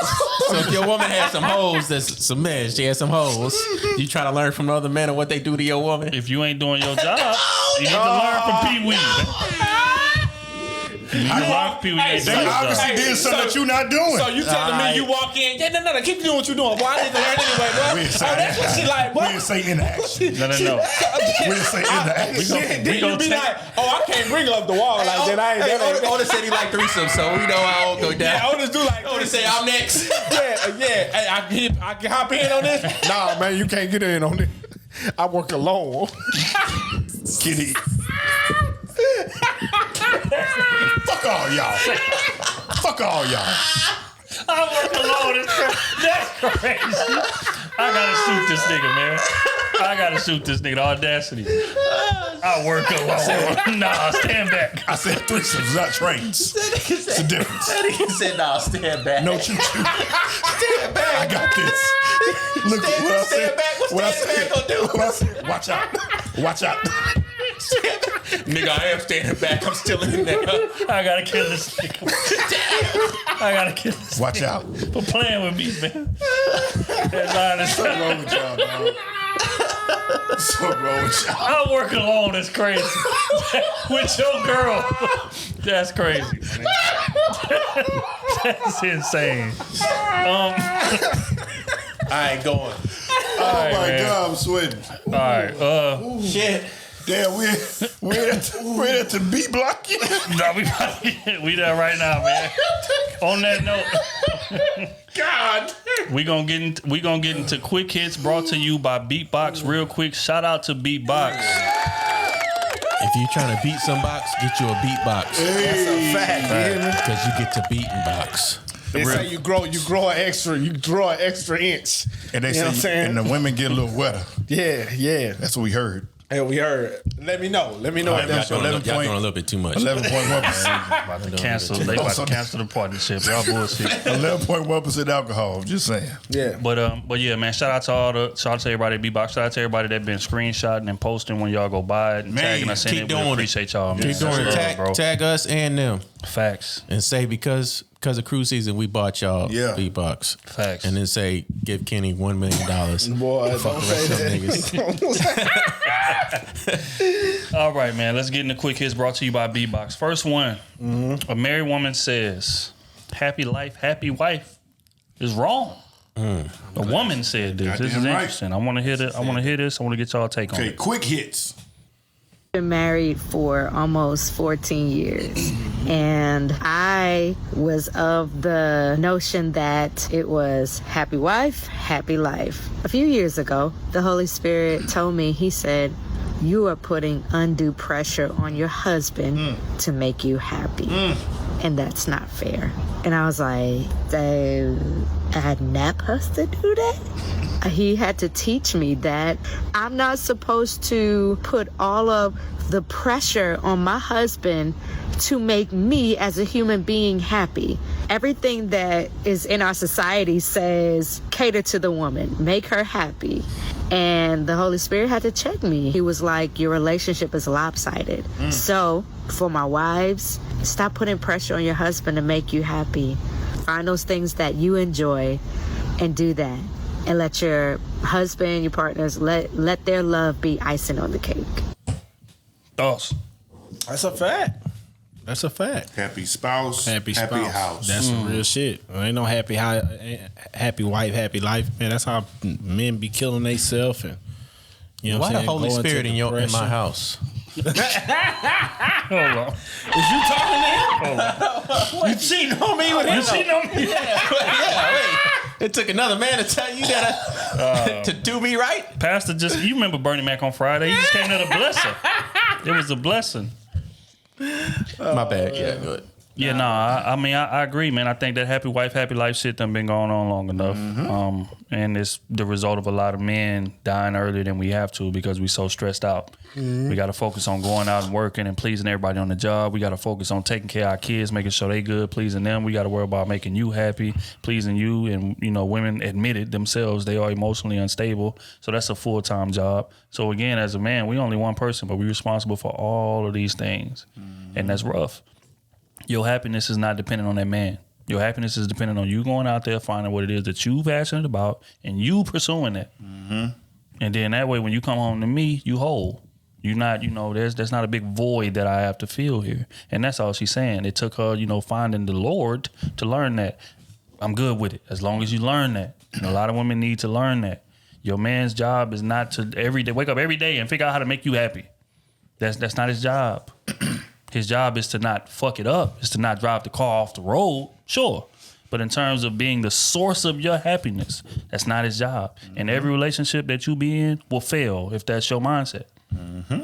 And that's all she's saying. So, you know, again, happy wife, happy life is bullshit. It's happy spouse, happy house. Facts. Period. I learned that in relationships. I mean, that's why some of them I just quit it early because it'll be a lot of times I'm finding ways to make you happy, just constantly. Okay, let me be more creative. Let me do this. Let me take out on more dates. Let me do a different date. So it's always, how can I help you? How can I help you? But then it took time for me to sit back and be like, let me just chill and see what she's doing for me in this relationship. And then when you sit back and realize, this bitch don't know nothing. She always coming to you for something. Or always want you to fix something. Color. You know what I'm saying? It's simple shit. Damn. It's like, nah, I'm good on that. Like, you clearly not here for me like you say you are, or like you think you are. But sometimes, again, and this not every woman, of course, but I think some women just don't realize it either because it's the way they've been conditioned. Like a man has to do all these things for you consistently, and you don't have to give that much energy. But I think if you really like a man, then naturally you would do things to make him happy. But, everybody ain't like that. But I think we just got to, that got to change for sure. Or not even to make him happy, but just to take some of the weight off his shoulders. That's it. And I think that's the difference between great women and everybody else. Great women understand the fact that my job here is to be a helpmate. My job here is understanding the fact that you are carrying a lot, especially as a black man. Let's call it spade a spade. When you walk outside every day, leave the crib, you go clock into your job, you go do what it is you do, you carrying a lot of weight on your shoulders. In terms of performing on the job, performing for me, taking care of the family, being the rock, being the level-headed one despite all of this uncertainty and crazy shit going on in the world. You got to be focused and locked in and 3 steps ahead of the curve and all of that. That pressure that comes with that. So as a woman, the great women, mind you, they understand that. And they go out of their way to take as much off of your plate as possible. As much off your plate as possible. But the ones who not great, they'll disregard that and still like keep a tally. Okay, well, what are you doing for me? And make it seem like, oh, he's supposed to be doing that. Right. He's supposed to be doing it. And you can't have no bad days. Right. That's crazy. So, again, what and she not said knowing, some real like, shit. Yo, man, for real, when you're in a deep relationship with somebody, man, your man pays attention to you. He knows your favorite color. He knows what you don't like to eat. He knows all these type of things, bro. A lot of women can't say the same. And he don't complain about the things that he don't like. Like a lot of women have a dude and he go to work every day, but you don't want him on the game. Like in his free time and what he want to do, you don't want him playing the game. You want to dominate that too. You know what I'm saying? Or you don't want him hanging out with his friends and all these type of things, bro. That's crazy. Because on the other hand, he don't do that to you. You know what I'm saying? Most good men are not going to take away something that they wife deem as fun to her. You know what I'm saying? They not going to do that. I tell you what, man. I had a situation to where a woman told me she was talking to her man, right? And her man came to her and he said the same thing that you just said. In terms of, well, damn, every time you go out, you know what I'm saying? Well, no, he said, every time I go out, it's an issue. Yeah. You got an attitude. I'm getting cold shoulders. I'm like, why you going out? You just seen your friends the other day. Why you got to kick it with them? You like them more than you like me, blah, blah, blah.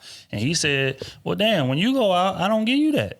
When you go out, you tell me where you going. I was like, all right, where you going? Who going to be there? All right, go have fun, boo. Do you. And when he brought the argument up to her, she said, I don't care. We are two different people. Wow. So you going out bothers me. Me going out doesn't bother you. Just because you feel that way about me going out doesn't mean that I should feel that way about you going out. Invalidated his feelings. That's what she said. So again, this is a real thing. And she just came out and said it blatantly. Most women just allude to that or they treat you like that. They won't come out and say it, but they'll treat you like that. You know what I'm saying? So again, like men is just expected to just sweep our feelings under the rug, sweep what it is that we want to do. Folks want to come home and play the game.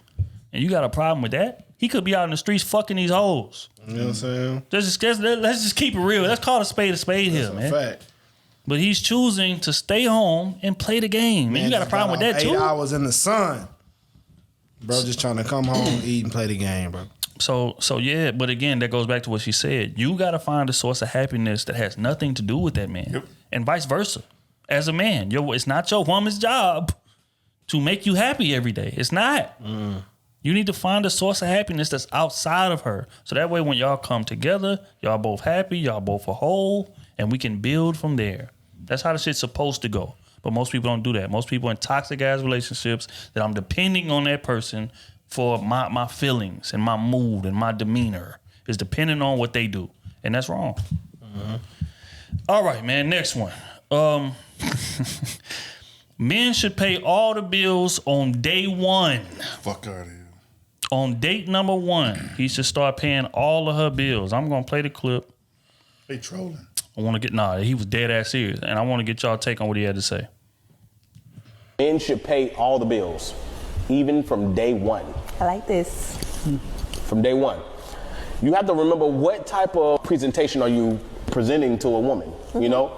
Hey, I'm this dude that wants you to come in the situation and you do you and I do me. What's the point of being with somebody? You should do this literally on date number one, right? Cool. Oh, you got a car note.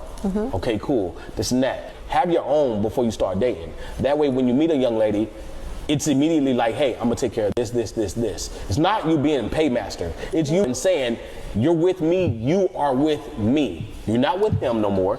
Now imagine if you take over and you say, no, I got this. That lets that woman know that you are not playing any games and you are serious about getting with her. What I hate the most is paying half the rent. Because even some ladies say, no, I agree, I'm supposed to split half the rent. That's because you never met a real man, boo-boo. Yes. If you would have met a real man, he would never let you pay all the bills or even half the bills. Men should. Thoughts? Kenny, are you paying all the bills on day one? I'm not paying all the bills. Fuck no. It's not because she's not the only one. Let's get. We date. I'm being dead ass serious. I know. We dating. Date one? Date one, bro. You think you the only one I'm talking to? Yes. You matter how many cars I got to fucking including my own? Shit. Gotta be fucking kidding me, bro. Come on, man. Bro, that's big cap. No, I'm not paying all your bills on date number one. No. Now, if I paid the bill at the restaurant, yes, cool. I will do that. But I'm not paying all your bills on date number one. Bro, he was trolling, bro. He was dead serious, bro. You seen his face? Ain't no way. Now, if you're talking about you, my girlfriend, and you have the finances to where you can pay for all her bills, and if he is for real, he's controlling his women. Bro. Exactly. That's my thought. If we make it to where we are girlfriend and boyfriend, and I'm making you the only one, and you feel like for you to be a man that you have to start paying all the bills, cool. That's how you feel as a man. That's what you need to do. Cool. You do that. I don't feel it. All men should do that now with girlfriend and boyfriend. But if that's how you feel, you need to do to validate your situation as a man to make you seem like you are serious with this woman, then go ahead, do that. No. But not when I'm on a date with somebody that's not even my number one. I don't even know her middle name. We are not even saying, hey, we're seeing each other exclusively. Because nobody goes on one date and says I am exclusively talking to you. Exactly, bro. Fam, I don't even see Derek Jackson saying shit like that. It's he on another level. And you know that nigga be simping all the way. It's rarely you find anybody that's exclusively on a first date talking to just that one person. Because we don't know who the fuck you are. No. I'm saying, hey, what your car note is? Hey. I got it. She just with a whole month without paying me. And that was crazy. A gullible woman wouldn't think that's a red flag. Oh, she ain't gonna. That's a gullible man right there. She ain't worried about that. She gonna think a woman is trying to fall under that. When that happens right there, she gonna say, I got him, and I'm gonna get what I can get out of him now. Exactly. If he want to pay for my car, though, who am I to stop him? Exactly. And we just dating. I don't even know who he is, bro. She ain't worried about. She got a man that she almost serious with. She just hit a lick. I got this whole sucker over here. We got to get him. She just hit a lick, boy. Oh, he offering, he being generous. Oh, okay, yeah, go ahead, pay for it, boy. I'm a real man. I'm a pay. Okay, it's cool. A real man, boo-boo. I understand that, but I didn't need you to pay for that bill because you know what I'm saying. I don't know who you are as a person anyway. But yeah, go ahead, and we gonna go on this date. Bro, I hate people that get a little money, bro. You know what I'm saying? Get them enough to take care of themselves and somebody else that say shit like 50-50 and all this type of shit. Oh, nobody should be paying 50-50. I'm the man, all that shit. Bro, most Americans these days don't make enough to get a one-bedroom apartment if we're going to keep it a bean. With this inflation shit, you know what I'm saying? Most apartments out here, especially in nice areas, they 21 for a one-bedroom? That's a house. You know what I'm saying? So if somebody's paying, let's go on the low end. You know what I'm saying? Because I know people at my job, they don't make a lot of money, but they paying like $1,700 for rent. So you paying $1,700 over 12 months. That's a lot of fucking money, and you ain't 8. You ain't pay no other bills. You ain't pay no car notes. You ain't pay nothing. You paying $1,700 a month. Fam. The medium salary. You paying $1,700 a month plus a car note. Let's say your car note is $300. You know what I'm saying? $300. That's generous. Plus you gotta pay her car note. We gonna say her car note $300. Summertime, that light bill going up, nigga. Your light bill going up. Shit, we just paid a $500 light bill. That light bill going up. You talking about monthly? If you paying all the bills, you might be looking at $3,000. No, $1,700, $2,500, $3,000. Let's play $350 for the car note, right? Phone bill. Phone bill. Oh, phone bill. We'll put $200. I'm gonna put $160. Cable. You know what I'm saying? I'm gonna just put $200, right? I'm gonna put $200. Cable on the $200. I'm gonna put $200, right? What else? Car insurance. Light bill $300 right now. I ain't even gonna put light insurance, a car insurance. No, you gotta put car insurance. There's two cars that they $250 for the light bill. You know what I'm saying? And I'm gonna put $250 for the light bill. That's $2,600 a month. You ain't even ate yet. You ain't ate. That's her shit. That ain't even your shit. Yeah, that's her shit. All right, so look, we're gonna times that by 12. That's 31. That's almost 32,000 a year. A man that's making $40,000 a year is not gonna be able to afford that at all. He can't even afford himself. I guarantee you. Matter of fact, a man making at this rate right here, a man making $80,000 a year cannot afford this. I can't afford this. You know what I'm saying? Because I got my own bills. If you broke, just say that. And if it's gonna be, I ain't say all that. I know. The median average is 40,000. Most people you're gonna meet in your life gonna be making 42,000, 50, like in that range. They're gonna be making that. That's ridiculous. If you don't think 50-50 should be on the table. Come on, bro. That's a hard reach. Most people, we're not talking about man. Most people making 42,000 across the board. Come on, bro. Yeah, that's the medium for most people. That's you get what I'm saying? That's the high end. And that's the high end of medium. That's real. That's real shit. People don't understand these numbers, bro. You know what I'm saying? So 50-50 should be on the table. It's only a few people you're gonna meet in your life, bro, that's gonna be making $70,000, $80,000, $90,000 shits like that, bro. You know what I'm saying? You ain't just walking around and you meeting everybody making $80,000 a year. That just ain't happening, bro. It's not. According to social media. Yeah, according to social media. Everybody rich on social media. Everybody rich. But I don't see nobody in no houses. I don't see nobody in no high rises. Everybody making $80K. Everybody on Twitter all day. You know what I'm saying? Like, shut up, bro. We're gonna start posting W2s. Everybody live streaming all day. And my W2 gonna come back strong. Yeah, strong. I just don't understand it, IRS bro. might hit me up again. Bro, I just don't understand it, bro. Like, 50-50 for this generation, bro, should be definitely on the table. Because what you complain, say you don't get no man, you got to pay 100% of every bill that you ever gonna pay in your life for the rest of your life. You know I think boyfriend and girlfriend stage, this definitely should be on the table. That way, if shit don't go right, both of y'all can put y'all half of the that y'all didn't pay for the rent away for if shit don't go right. Exactly. Just like for a rainy day. Exactly. If shit don't go right, hey, we can split on good terms, bro. We can cut this shit I just in don't half. understand it, bro. Now, when you're married, you can do what the fuck you want to do. I'm not gonna tell you how you do your finances. Whatever fit y'all is what's gonna fit y'all. But boyfriend and girlfriend, I'm not paying all your fucking bills. But most people would never be in position to where, you know what I'm saying, the one person is paying 100% of everything. Most people would, I'm talking, and when I say most people, I'm talking 85% of people in the U.S. will never be in that position to where they can pay for everything. You probably not even high enough, to be honest with you. Calling cap. Yeah, and I'm probably not even high enough to be for real. Like, for real, dog. That's big cap, bro. It's just flat out stupidity, in my opinion. Like, for date one, you don't know that person. You don't know how far this shit gonna go. No nothing. This nigga talking about paying car notes and phone bills and shit on date cap, one. bro. What the fuck are you talking about? Date one. And this is my problem with this YouTube space and just social media in general. You got a bunch of niggas who don't get no hoes coming on here telling you how to move with women. You can look at this nigga and tell you don't get no hoes. Why you gotta suck out and pay all this crazy money? What real nigga that get women is paying for a fucking car note and a phone bill on a first date? Drake. He ain't even paying that shit on a first date. Doing that on no Them first bitches date. be coming. Drake did. Them bitches be getting on that blacked out bus going in there, get that ass up for free. Well, they don't even get dates. Hey, even if she Call a say spade a Drake, spade. 99% of the niggas on this face of this earth ain't Drake. Bruh, fuck no. Let's stay on Drake. Drake be having these bitches at a park and ride.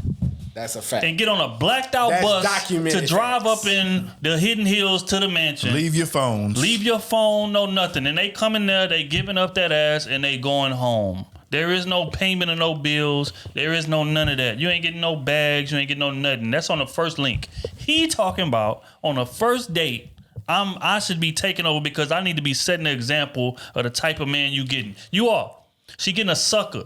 That's what she getting, bro. She gonna lick the shit out of you. That's That what she man getting. said, Fuck I is don't care what you talking want to about, eat. bro? Hey, and if I'm What's PV your on the car side, note? hey, you know what I'm saying? And if I'm PV on the side, hey, see if that nigga, hey, your car note $350, but hey, tell him it's $650 and give me the rest. Yeah, saying, give me your car note. Yo, hey, much power to you, brother. You got all that money to do what you want to do. Hey, much power to you. But I recommend all the other brothers do not do that. No. Ever. I'm gonna say that nigga a sucker and don't follow that. Because women gonna look at you like, what the fuck are you doing? I don't care. How I much guarantee money you women have. gonna be like, what the? She ain't gonna be like, oh, that's a real man. She gonna be like, what the fuck is Boy, you look doing? at this lollipop. Okay. You know what I'm saying? Okay. Look at this You still ain't getting his ass. Hand me that one down there. You got another? Nah, I ain't got enough. Damn, we might have to go get the whatchamacallits. You still ain't getting his ass. You got one? Nah. They got some on the fridge. But look, Go get one. We good. Oh, you already you want to take a break? We good now. Y'all go ahead. Let's A break? Come on. Oh, you already tipsy. We got 3 hours left on this pod. Goddamn right. Stop with that bullshit. Y'all better stop with that bullshit. All right, last one. Last Hold one. on, get take the load that gun that we keep on fired off. All right, man. Y'all niggas crazy. Hey, fans, I try to give y'all a 5 hour. That's him. Yes, but look, you damn right. You damn right it's the reason. hey, shout out to Petty Party Pod, man. Oh, you about to Shout bring out that to the shit women up? I'm Petty glad. Party I was gonna Pod, ask you man. about that shit. First and Watch this foremost, shit. before we say this, Watch this shit. Petty Party Pod I love are the homies. Y'all make sure y'all follow them on Instagram, I don't know. YouTube, all of that good I stuff. don't know. Yeah, how you do, love Kenny. You was there. Make sure that You y'all don't love show me love. like They Dallas. was on Battle of Sexes. In We was in Dallas. Dallas. Oh, now he wasn't there. Oh, he right. I damn sure wasn't there. He wasn't there. But they had a clip in which they said that men have a time limit in which they should be mad. Shout out to my girl Jory, man. They have a time limit when they should be mad. I hate that she said this. Man. Ain't no way she said But we that. gonna unpack it, and I want to get y'all take on it. I was gonna sing this one too. I think I've been in the doghouse in a minute. I can't think of anything. Yeah, but I do know, like, if I do something and like you're mad at me, like you only have so long to be mad because after that I'm like, I'm good on you, like whatever. Just don't forgive me. Bye. Like that's definitely me. That's like, definitely me. That's definitely me because it's like, bro, like I'm not about to keep begging you. Like either forgive me or don't. Like, And if you don't, I'm out of here. I'm not gonna be trying to chase after you. Literally, do it make you sleep at night? I don't think. Thoughts? Do men have a time limit in which they should be mad? Man, don't nobody have a time limit on when they should be mad about what you do to somebody. So I got a time limit if she gonna have a baby on me, and then I find out. You know what I'm saying? That the baby wasn't mine. You got 30 minutes. I got Knowing women, they gonna be like, I said what I said. It's either is or it ain't. Bro, get out of here. Nah, you already know they gonna hold shit for the longest. Don't nobody had no time limit on what you did to hurt them.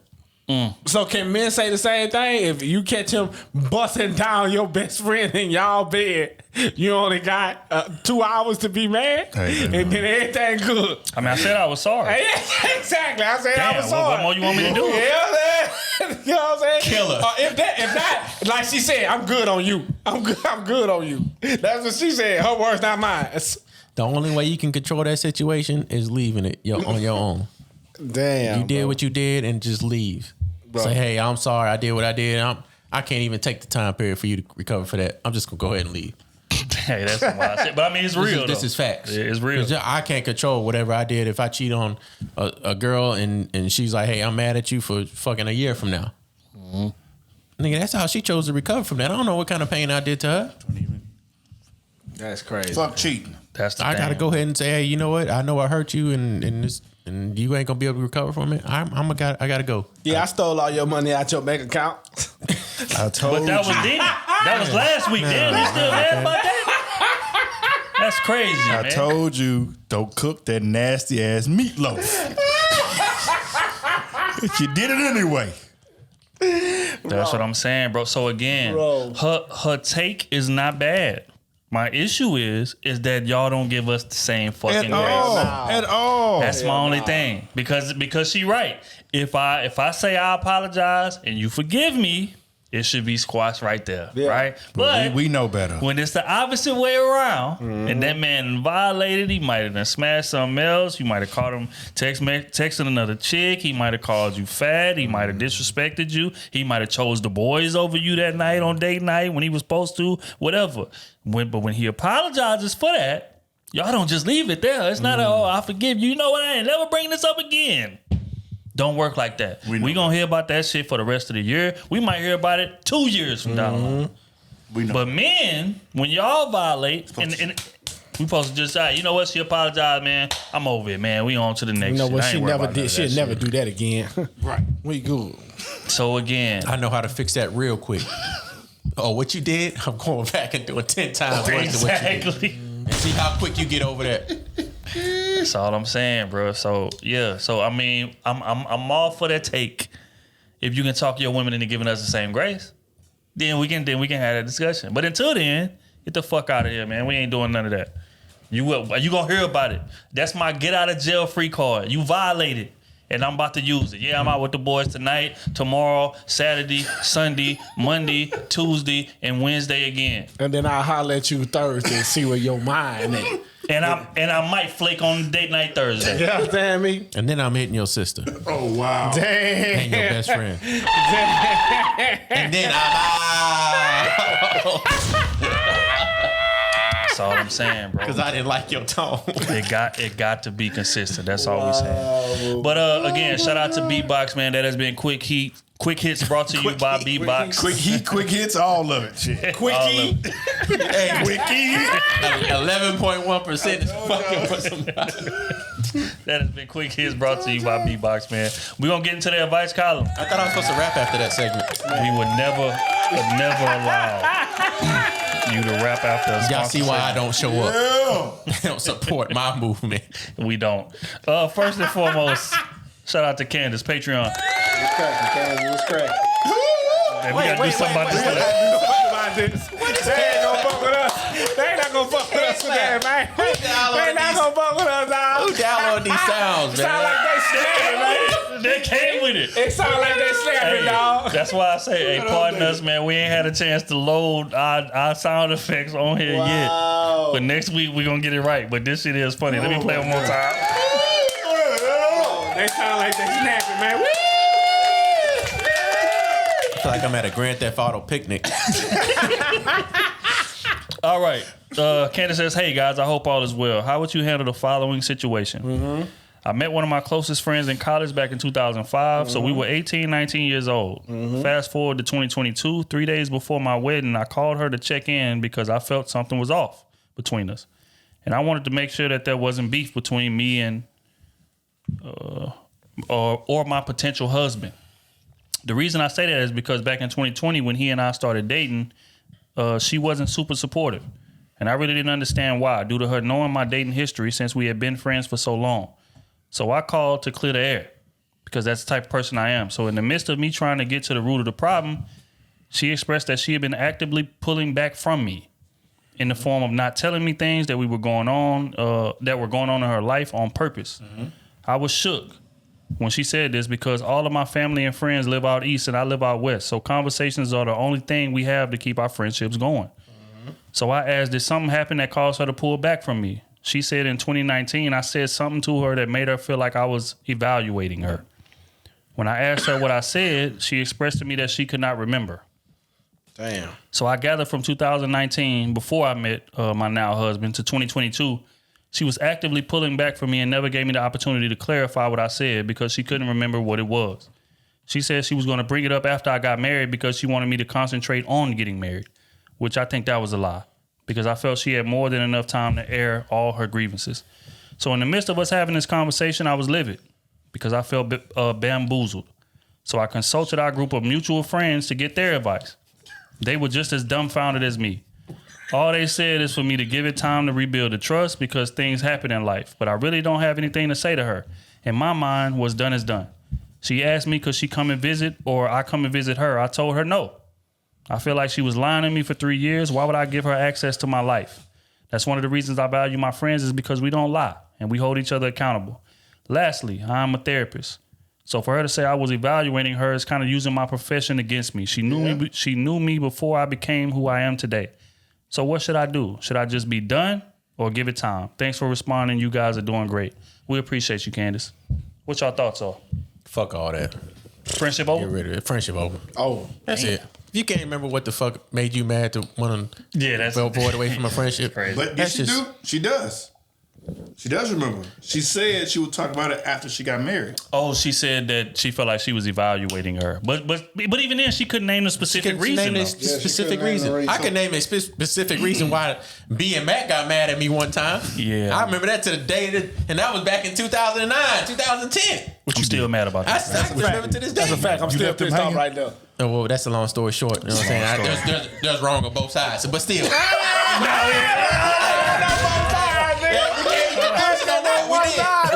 We didn't come to a conclusion on that. There might have been more wrong on my side. There we go. Okay, come on. There we go. They was wrong on both. They was still wrong on both sides. But anyways, like I'm saying, I still remember what the fuck the situation was. You know what I'm saying? Mm-hmm. Yeah. If anybody my best friend, I'm gonna know what the fuck steered me wrong from wanting to talk to them. Right. Mm-hmm. That's my best friend. That's like that. When I say best friend, that's my family. That's my brother. I know what the fuck that they did wrong to me. Mm-hmm. That's a fact. And you gonna tell me, oh, I can't remember what it is. Nah, bitch, get the fuck out of here. Get out of here. We ain't even got to talk no more. Because honestly, I ain't been talking to you anyway. I ain't been talking to you anyway. I made friends. I'm married. I got my husband. That's my best friend now. Hey, we good. Get out of here. I don't need to come visit you. It is what I don't it is. need your subpar friendship. You hit me with some bullshit as I don't remember what it is, and you got me over here sweating. That's crazy. I'm worried about you, and you got me over here sweating. You don't even remember what you mad at me about? Three days before my and wedding. You coming to my wedding? 3 days before my wedding, know what? you dropped I don't want you or your family. Is she coming to the wedding? Man, I don't give. she is. You got me sweating about some shit. You don't even remember what you mad at me for. Yeah, that's crazy. You don't remember. If one of you niggas said some shit like that to me, I'd be like, hey, fam, you either gotta see me or we gotta get outside. Sign is though. We gotta squash this shit right now or you gotta see me. Because it ain't, what's the point? Bro. You just want to be mad. Yeah. You just want to be jealous. And that's another female that's like that, right? Mm-hmm. Nah, fam. Is she mad because she getting mad? No, hold on. I don't even want to hear it. It happened before she met the person. No, she said that. You know what? I don't even want to hear it because if you don't know what it is, for them, you can wait till I'm at my highest moment to try to tear me down on some shit that I don't even know if it's true. So that means she mad that I'm getting married and she not. She can't find I'll wait till you get married to tell you what the She can't find her That's man. crazy. Man, Or don't she even call, gonna make don't up call a lie. me. You know what? I used to fucked your fuck man. your husband. Yeah. Fuck the family. Fake fuck my family. I was gonna Fake say fuck that. my husband. I was gonna say. And they can make that believable. People that are negative, like there's people that's negative like that in life. They jealous of other people, and they can make that shit believable because you want to say, "Oh, I didn't want to tell you before you got married." You know what I'm saying? I didn't want to ruin your marriage, bitch. Yeah, come on, man. You know, I don't even want to hear. I don't even want to deal with you. I'm sorry. We cool. You keep your distance like you've been doing. I'm gonna keep mine. And whatever happens in the dark, come to light. Hopefully, if not, I'm gonna be happy till the wheels fall off. Exactly. Yeah, I mean, I would agree. I think, friends just don't move like that. If we best friends like that, or we friends like that, if we got an issue with each other, we're going to bring it to each other. Because, again, we tell you all the time, we done been rocking with each other since grade school, sure. But we done had days where we was mad as hell at each other. Mm-hmm. We felt like somebody violated, whatever the case may be. It might have been a day past, might have been 2 at the most. But we gonna come back around and say, hey, bro, I felt like you did this, or I felt like this what I took offense to. And then we can have that conversation. Loyalty. Shut up.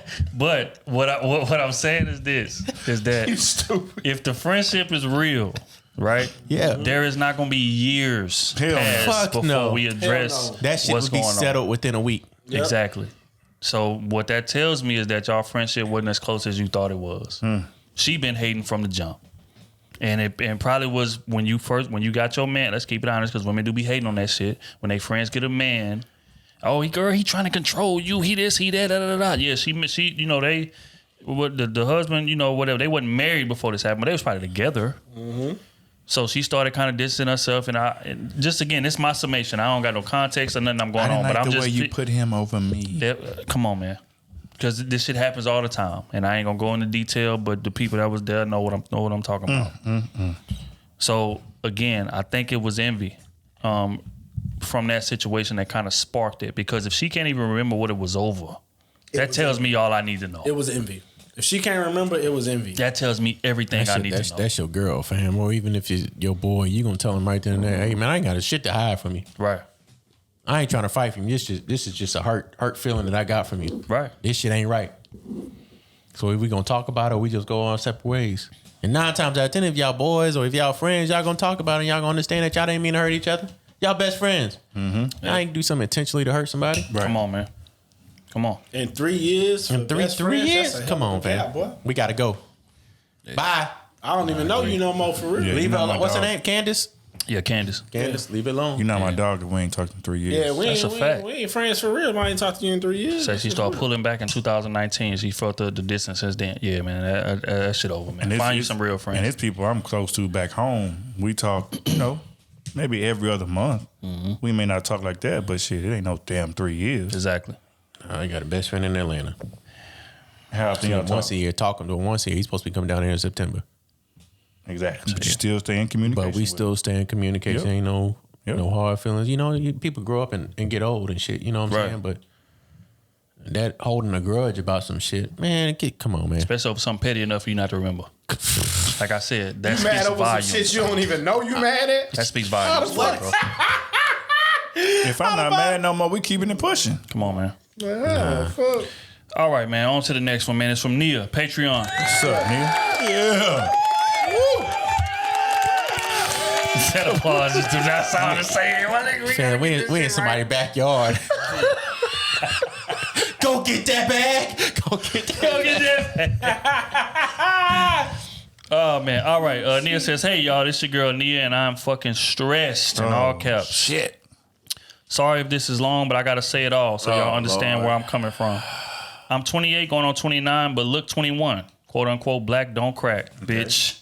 Okay. Only had one serious relationship. What's the name again? Hold on. Nia, here you go. She didn't leave her IG on there. Only had one serious relationship that was for 2 years. No kids, never been married, have a good job, going to nursing school, my own car, my own spot, no loans, great relationship with my parents, come from a good home, good with money, the whole 9. I have a 5 personality, can cook, love fitness, a great listener, can take criticism, huge on accountability, and take time to think before I respond to situations in a relationship. No one's perfect, and please don't take this as me being conceited, but I've really done a lot of self-work to make myself a better woman. Okay.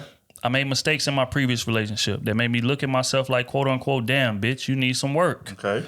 So I've been single since then, 2019, working on myself. After all the work I've done, I feel like a diamond in the rough. I know what I can bring to the table, but I feel like my biggest issue is I care about looks a lot, in all caps. Not enough to deal with a man who only has looks to offer, but enough to not deal with a lot of men that are good in other areas but don't have the looks. Mm-hmm. By looks, I mean I just need to find them fine as hell. Mm-hmm. Pardon me. I don't care about anyone else wanting them. I feel like that kind of makes me shallow, but what's the alternative? Being with a good man that I don't want to take down? When I see him, in parentheses, I need that. I need that.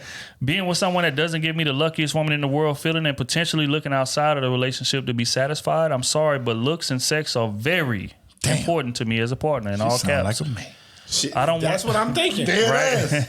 I don't want to be with someone that I had to fall for over time, looks-wise. I don't want to waste anyone's time or hurt them, so I stay single. She ain't a pretty bum. She say in parentheses, I ain't got the sleaze in me. You do. No, sometimes I feel like, sometimes I feel forgotten when it comes to love. And like I'm a quote unquote leftover because I'm not in a relationship yet. I see people from my hometown getting married, engaged, having kids, and I would love that for myself. But sometimes I think it may not happen. According to these podcasts, men seem to think if you're older with no kids, something's wrong with you. Yeah. And that's not fair to good women out there who know their worth, who know in their souls they're genuinely great women. I want a black man, and I'm from New Mexico, military, and now I live in Arizona. I've always lived where black women aren't the top of the list, but the way black men move nowadays, it seems like that's everywhere. Love is love, though, in all parentheses. Am I being a fool and should I bring my standards down looks-wise? Or does God have someone out there for me? Should I move to be around more black people? Should I stay in Arizona? As always, thank y'all for the love and great content. Y'all will always be the #1 podcast in my eyes. I appreciate that. I appreciate that last part. But I'm on your ass. What's her name? Nia. Nia, I'm on your ass. I'm on your ass. You ain't no man, baby. You know what I'm saying? Of course, you make a little bit of bread. You know what I'm saying? You in school to be a doctor or some shit? She's a nurse. A nursing, so she gonna be making a lot of more money. Yep. That money don't sway a man. You want a pretty motherfucker, let's just face it, bro. Like, a lot of these pretty motherfuckers be bums for real. You know what I'm saying? So you can get you a pretty bum, but just know you're going to be taking care of opportunists. She just want a handsome man. You know what I'm saying? You're going to be taking care of opportunists. Appealing to the eye. I feel you. But that type of man, you got to realize if she's not up to par herself, he's not going to be looking at her. I was going to ask that too. You get what I'm saying? He's not going to be looking at her. How does Nia look? You want a fine man, but you... That's just real, bro. I don't know how she look. You get what I'm saying? I mean, the avatar, she looks pretty from what I can see. But I mean, you can't really zoom in on the avatar. Yeah, but go we ahead, know women good at taking pictures. Yeah. That's true. I'm not saying it's you. But I'm just saying from the avatar, Nia looks pretty. That's all I'm saying. Okay. But go ahead, Smooth. Bring your standards down. Damn, that's some wild advice. What's the question? I completely down. ghosted out everything you read. Nah, she was basically saying like she's single, she on her shit, good job, on place, everything, self-work, therapy, all that good shit. But she says that she values looks very, very high. Passed up on good men because they didn't look the part. She's passed up on men who were good in all other areas because they didn't look up to par in terms of what she wanted in a man. So she's asking us, should she drop her standards looks wise to be with the man who checks off all those other boxes? Hell no. You know what I will say? Hell no. What? Look. Don't drop her standards. Thank you. I hear you. I agree. Hey, I understand it and I totally get it. But she's older, right? Nope, Smooth. Listen to me. She's 28, I think. She's 28? She ain't that old. Yeah, She ain't that old. But you're on the clock. You're 28. But you get what I'm saying? Really quick before you get into it though, when you look at your wife, do you want to take her down when you see her? Of course. Okay, then. That's my only point. I hear you. I hear you. That's it. But I'm also a real. I'm also a real human, and I understand this body up and down. I gotta join in now. Don't stop, don't get it. Keep playing. Oh my God. But look, I also understand my looks and my wife looks over time will fade. Okay. You know what I'm saying? You only got so long to be pretty. And then you go to gorgeous like me. Boy, sit your ass down. You graduate. Yeah. You graduate. But you only got so long to be pretty, right? So when that fades, are you gonna find you another man? See, Smooth, that's not true. You only because again, if I meet a woman and I feel like she's pretty to me, don't matter. Even when she gets older, she's still gonna be pretty to me. Yeah. That's my only take on that. That's a fact. That's my only take on That's that. a fact, Smooth. That's just honest. That's a fact, Smooth. Look, so you saying you getting uglier as time go on? All I'm saying you right. You get uglier. But anyway. Musket. They know how pretty the black lacquer is. First off, black lacquer. All I'm saying is you don't let down your #1 standard. I hear you. No. Yeah. I hear you. You don't let down the #1. I can see like #2, #3. You might have to sway a little bit on that. Cool. I understand. But #1. But for everything that you want, most likely you're gonna find a pretty bum. No.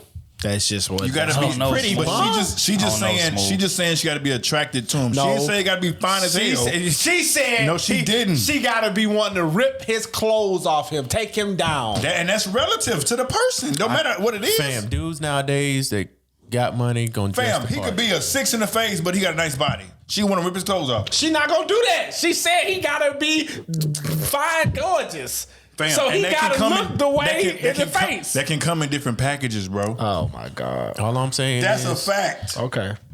Y'all about to have this woman single for the rest of her damn life. Hey, Dude, you about to have a single for the rest of the life. No, you about to have a miserable relationship because whenever she look at that nigga, she like, damn, what the fuck is this? You know how many women? I don't even get wet to this. Do you know how many women would trade away? I don't get wet to this. A pretty ass bum to a nigga that's gonna make them feel. Why do you think bums are pretty? All that type of shit. Why do you think bums are pretty? Most bums are pretty, bro. That's most a lie. Bums started off pretty. That's a lie, fam. Most bums started off pretty. That's a lie, fam. You know what I'm saying? Most pretty people don't have no drive because they ain't ever had to work for nothing. That's just what it is, bro. Swag comes with money, If fam. they trying to say you talking about him. No, we gonna keep it a stat. Swag comes with money, fam. Huh?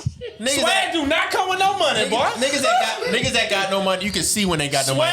Swag do not come with no money, boy. They gonna wear their Gucci. They gonna Your wear ass can be stupid lame with some money, boy. They gonna wear the Gucci belt and flash off their Gucci belt. Just because you They putting gonna it wear on their don't mean you Gucci-ass wearing the clothes. way. They gonna do that. They gonna flash what they got on. Niggas with they got money. Do you know they got money? But they gonna we dress, talking about they gonna dress her. casual with the dress up, the button down. They gonna look the part. Oh, bro. They gonna be the part. The nigga that she wants, she'll never put her hands on because he ain't checking for her. Why do you know that? What? That's just a fact. What fact? Where are you getting this from? What? That's a fact, bro. What are you getting this from? I don't know about this. Okay. I'm not with it. You see, she. Hey, first off, and then on top of that, she also said she in a place to where it's not a lot of black people or something like that. Well, that's her fault. So, what you don't want to compete? I would say Nah, go wait, to wait. where more men are. She says she's in the military, so Or she's adapt. stationed where she is. Oh, she's in the military? And Yes. she said she She make a in lot the of money? military. She in the military. She don't make a lot of money. Let's all right, That's just first of all, real. let's That's stop just real. Let's stop with that. Because I've been in the military. You know what I'm saying? And I've been around that shit. Let's stop with the cap. How they look? How they look out there? In the military? Yeah. Oh, they got some. They got some fine ass codes. women in the military. They got some codes. Okay. You look in the Air Force and the Navy. They got some. They got some codes. You can find them, but still, So you saying that she shouldn't sacrifice looks? But she wants a black king. A king. So should she move or should she adapt? She ain't gonna move nowhere. She gonna get fucking she gotta stationed wait. somewhere. Yeah, she gotta can't wait. pick where she move She ain't really to. got no choice in this shit. You get stationed in the military. Ain't no. choice. Hey, I want to go to Nebraska. No, you ain't. You going wherever these orders tell you going for the next 3 years. Needs of the Navy. Your ass going to Colorado. Hell, man, we sending your ass to Alaska. There's only but 3 it's black people there. It's a lot of black men in the military. Let's not get that What it is. discredited. There's Yeah. a lot of black men in the military, and there's a lot of educated black men in the military. That is true. There's a lot of good looking men in the military. Black men in the military. I'm not on no gay pause, no gay shit. You is. You know what I'm saying? It's a lot of dudes in the military. I'm being serious though. You is. But you said you're not on the G stuff, so but you is, so. Oh my God. You know. I'm just saying she just I would not, if that's my number one priority and a soulmate and a partner, if I can't look at you and my panties fall off, don't do it. Cause you're gonna end up cheating. If I can't look at you and my thing get hard, if that's your number one thing. Damn. I'm not saying if this is your number 3 thing, you want to make a situation. But if this is your number one spot of who you want to attract, you have to be physically attracted to them. Then that's what you choose. Holler at us when you get a man, and we'll talk at the end. But I We'll love see you. where That's went. We'll see where you took everybody. it. Everybody to some degree, you have to be physically Oh attracted yes, to. to some degree. Oh, you will be. There's a thing be physically attracted and like I want to fuck the shit out of her right now. Attractive. Right. There's a difference. That's true. That's You true. know there's a difference. That lusty Yeah, all the time. There's ones you be like, I feel man, that. if I see this bitch in person, goddamn, I want to fuck. I'ma fold like her Dre, in. The way like she Dre, was talking, like, hey, she want the lusty. and that's cool. If that's what you want. Okay. And there's others like, oh, she got to be physically attractive, but you know, she got some flaws. Like, you know, she got a little hip huggers around the waist. said you know she what I'm works saying? out. Her teeth She- aren't up to par where I Nah, like, your but we teeth can gotta work. be straight. We can Yeah. work on that. Your teeth gotta be straight. You know what I'm saying? There's things that you gotta, compromise with. Teeth But I'm gotta not be straight. compromising my first number one priority. Teeth and gotta you be straight. When I look at you, want to fuck the shit out of you. I agree. Excuse my language. Hey, But because again, you gotta understand, like this is the person I'm gonna be looking at for the next 40 years. Yeah. It's not a situation of where, okay, I'll let it slide this time. I only got to kick it with her. We talking about 40, 50 years of marriage till we die. I got to look at you every day. And then not only look at you, but I got to look at you in your rawest form without the makeup, all that shit. When I wake up next to you every day, I got to look at you. Looks are important. And that's what I'm saying. Like, people get on these platforms and they get to talking like, oh, y'all shouldn't really consider looks like that. Like, looks is just looks. Like, it's so much. And that's true. There are other aspects of attraction, but looks are very fucking high on that list. And if we get up here and get to talking like they not, we are lying. I ain't about to have no ugly kids. That is true. We are lying, bro. And a lot of these people be lying. No, I got to look at you for the next 40 years. I need to, when I look at you, my shit need to jump. Mm-hmm. That's honest, bro. So And what if would it you? ain't that, it What, ain't gonna okay, happen. so with what I said, right? All that shit. With what you just said. Say she don't find a man and all that type of shit. Mm-hmm. When would you tell her, hey, just come off of that? You know what I'm saying? You need to step away from that, then see what you can get. I wouldn't tell her that. When would you tell This the her? thing though. No. But look though, I would never tell somebody to drop their standards because I feel like life is gonna do that for you. But what I'm saying is this: if you want this certain type of man, you gotta understand that patience has to come with that. It's not gonna happen tomorrow, right? So these type of men ain't just falling off trees. They ain't just on the ground. You can just walk by, pick one up, and just keep it going. No, these men. That's real. You know what I'm saying? Should grab the nigga by the back of his head. Right. You know what I'm saying? But at the same time, if that's what you feel like you deserve, you got to hold steady. Okay. You got to wait. You got to be patient. And but you know, may be if you risking don't, no kids, no family dying alone. You may be risking you could be risking it all. You could say the same thing for if you want a man that's emotionally stable with you. It's very emotional with you. That's true too. That's hard. That's harder to find than a nigga that looks good to you. That's facts. That is facts. Because it was hard for me to get to that level. It took me a decade. But if that's your number one thing, if that's your number one thing, I'd say that's what you shoot for. Me personally, but here's the question: Do you feel like it's wrong for that to be a woman's number one thing? No. If that's your standard, that's your standard. We stand all the time. Stand on your principles. I need her to Do I feel like it's wrong for a woman to make her standard as being physically attractive should be the number one thing, her priority? Considering that, again, we've all said on this platform 100 times, women value financial security, physical protection. Those are high on the list. So do you think that it's wrong for her to value looks at the top? I personally, I do think it's wrong because I think women's insecurities will play a big part. If she finds somebody that's really physically attracted to her, him going out, she's gonna feel the same way whenever he goes out. But who's to say? So she can't handle it. Like if I feel he's fucking sexy as fuck when he goes out on his own, But she said she like that. I'm not saying it's the truth. But she said she likes that though. That your point? She just said in there that she likes that. She wants someone that's desired by other people. Yeah, at a point. So you want to always at a point. for Yeah, your you know, women say that, but then at a point it comes to like, okay, now when you go out alone, why you don't want to take me around?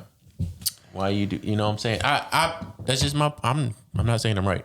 I get it though. No, but that situation happens a lot. I just it think does. that It happens a lot. women value, you know, they want a man that looks really, really good, and then once they get him, they're like, oh, this nigga's still going out. And I think that's big cap though for what she just said.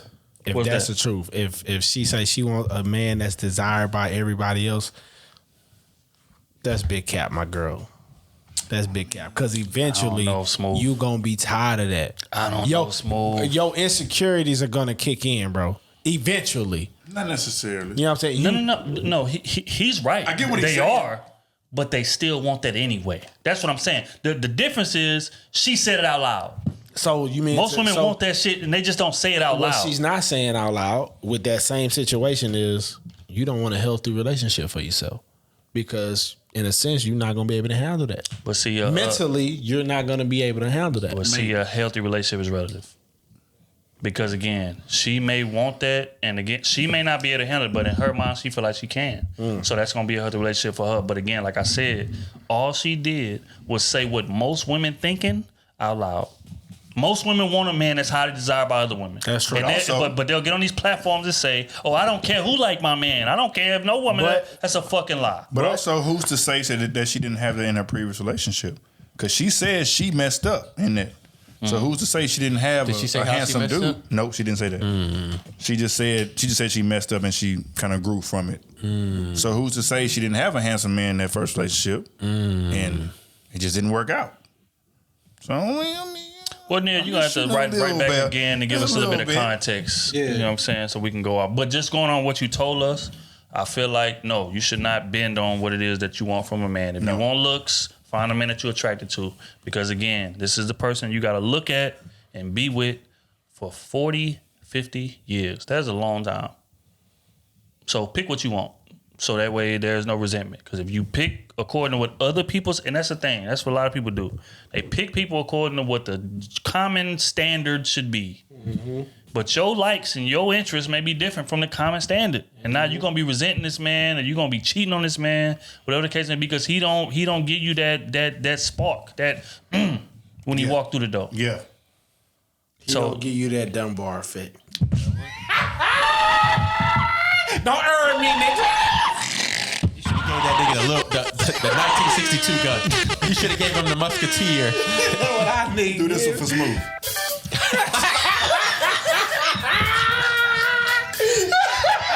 What is that, the Fat Albert theme song?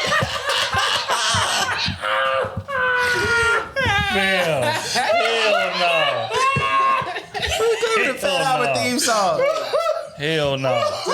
I'm telling you. All right, next one. This from Marquis. What is this? Patreon. Is this supposed to be quick hits? What is this? Nah, this is advice column. Oh shit! Goddamn! Don't get that boy no more beatbox. All right, I'm about to be beating his ass. They gotta be on the table like this and we're gonna answer this one. We're gonna answer one more, and then we're gonna wrap this thing up. All right. This one from Marquis. Patreon. Oh shit! That's what she said. They gonna love this.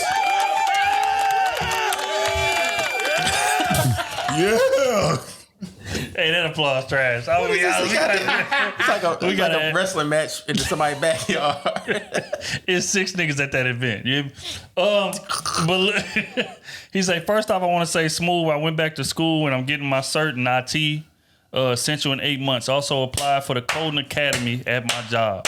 Good thing, boy. But he says, I think she might be the one. She checks off all my boxes when it comes to those intangible things y'all talked about. Example, she remembers little things. I talk about took care of me while I was sick in the ER. So that being said, what steps should I take to move forward in the next couple of years? How do I prepare to lead? Your white dress. Wait, what? We ain't getting no younger, so we might as well do it. Do it, feeling you are the wildest girl, I must confess. Girl, let's just get married. I just want to get married. Meet me at the altar. We ain't getting no younger, so we might as well do it. Yeah, do it.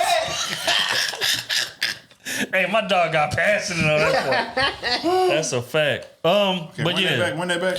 All right, so he says, apparently he met this girl. He thinks she might be the one. Mm-hmm. She checks off all the boxes when it comes to those intangible things that y'all talk about. Okay. Example, she remembers little things that I talk about, and she also took care of me while I was in the ER.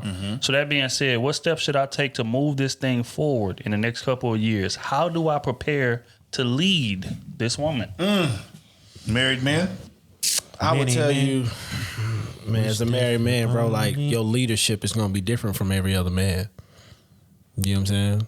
Like leadership is totally different when you got in a family. So you gotta do what's comfortable for y'all, not just for you. You know what I'm saying? Then on top of that, you also gotta understand some of that shit that you're doing, you're not gonna feel comfortable, but you gotta understand that it's not for you. It's for us. You get what I'm saying? And don't resent it while you in it, bro. This new shit, like when you get married, bro, this shit new shit. All this shit new. Thinking about somebody else, taking their feelings involved, and your moves that you make affect everything around you, bro, that is going to be new to you. That's a lot of pressure. You know what I'm saying? And the leadership within doing that is going to be different. You're going to see what's your leading style, what you good at, what you're not good at. You know what I'm saying? Like what your woman responds well to, what your woman don't respond to at all. Like you need to be paying attention to that, and then you'll pick it up from there. So as far as leadership style, that's something no one can give you. It's just stuff that you pick up along the way through experience. Yeah, I would agree. How do you prepare to lead is you start paying attention to detail. Like really study that woman, man, and you know that can't go understated. A lot of men make that mistake because women are so like particular. Women are so like, again, we say emotionally unstable, all type of shit like that. But again, like women are very complicated. But if you can know as much as you can about your woman in terms of studying her, what her likes, her dislikes, all of that, like what's going to get a rise out of her, what's going to make her disappointed, whatever the case may be. Once you really master that woman, the job becomes easy. Problem is that a lot of women that dudes is dealing with are not worth mastering. That's the thing. But you say that you done found the one. So you got to prepare yourself. You got to prepare yourself to take sacrifices to make this relationship work. You got to prepare to lead. You got to prepare to take responsibility for this shit going wrong. All of that, you know what I'm saying? So that would be my advice, bro. Like, you really got to just, again, study your woman and learn what it is that your woman values, and then you craft your leadership around that. A lot of people make the mistake of, okay, I'm going to look to this relationship. I'm going to try to emulate that. Or my dad ran a relationship like this, or my uncle ran a relationship like that. And they may have, but those aren't your relationship. That's not your woman. You got to craft your leadership style according to who it is you lead. And that's what make great leaders, whether it's on a job, whether it's in real life, whether it's in sports, wherever. You craft your leadership according to who's following you and what's going to bring the best out of them. So that would be my advice. And to do that, you have to know that person inside out. And that's your girl. So there's no excuse for you not to know her inside out. So, you know, that's just that. That would be my advice on it, man. Master your woman. You should know your woman better than she knows her damn self. Period. And just one thing I would add to that, just being a good listener. Sometimes when you may think she's complaining, she's not really complaining. She's just voicing her frustrations. Right. And you just got to take that into account, take it back to the drawing board, and then come up with a new game plan. I think that would also definitely help you out in the long run. Because a lot of times men will say women complaining, oh, she a headache, she nagging, da-da-da. But if she is saying something, to me, it seems like she cares.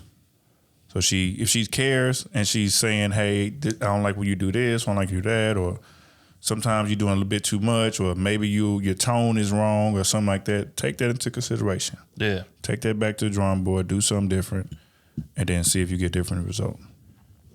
Well said. On that note, man, we're going to get to the last one. It's from Antonio, Patreon member.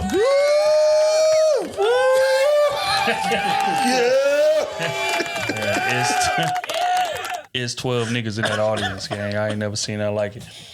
He say, what's up, crew? Hope y'all thriving and keep representing the black man the way y'all do. Ain't no bitch ass shit. This Antonio. Damn. Okay.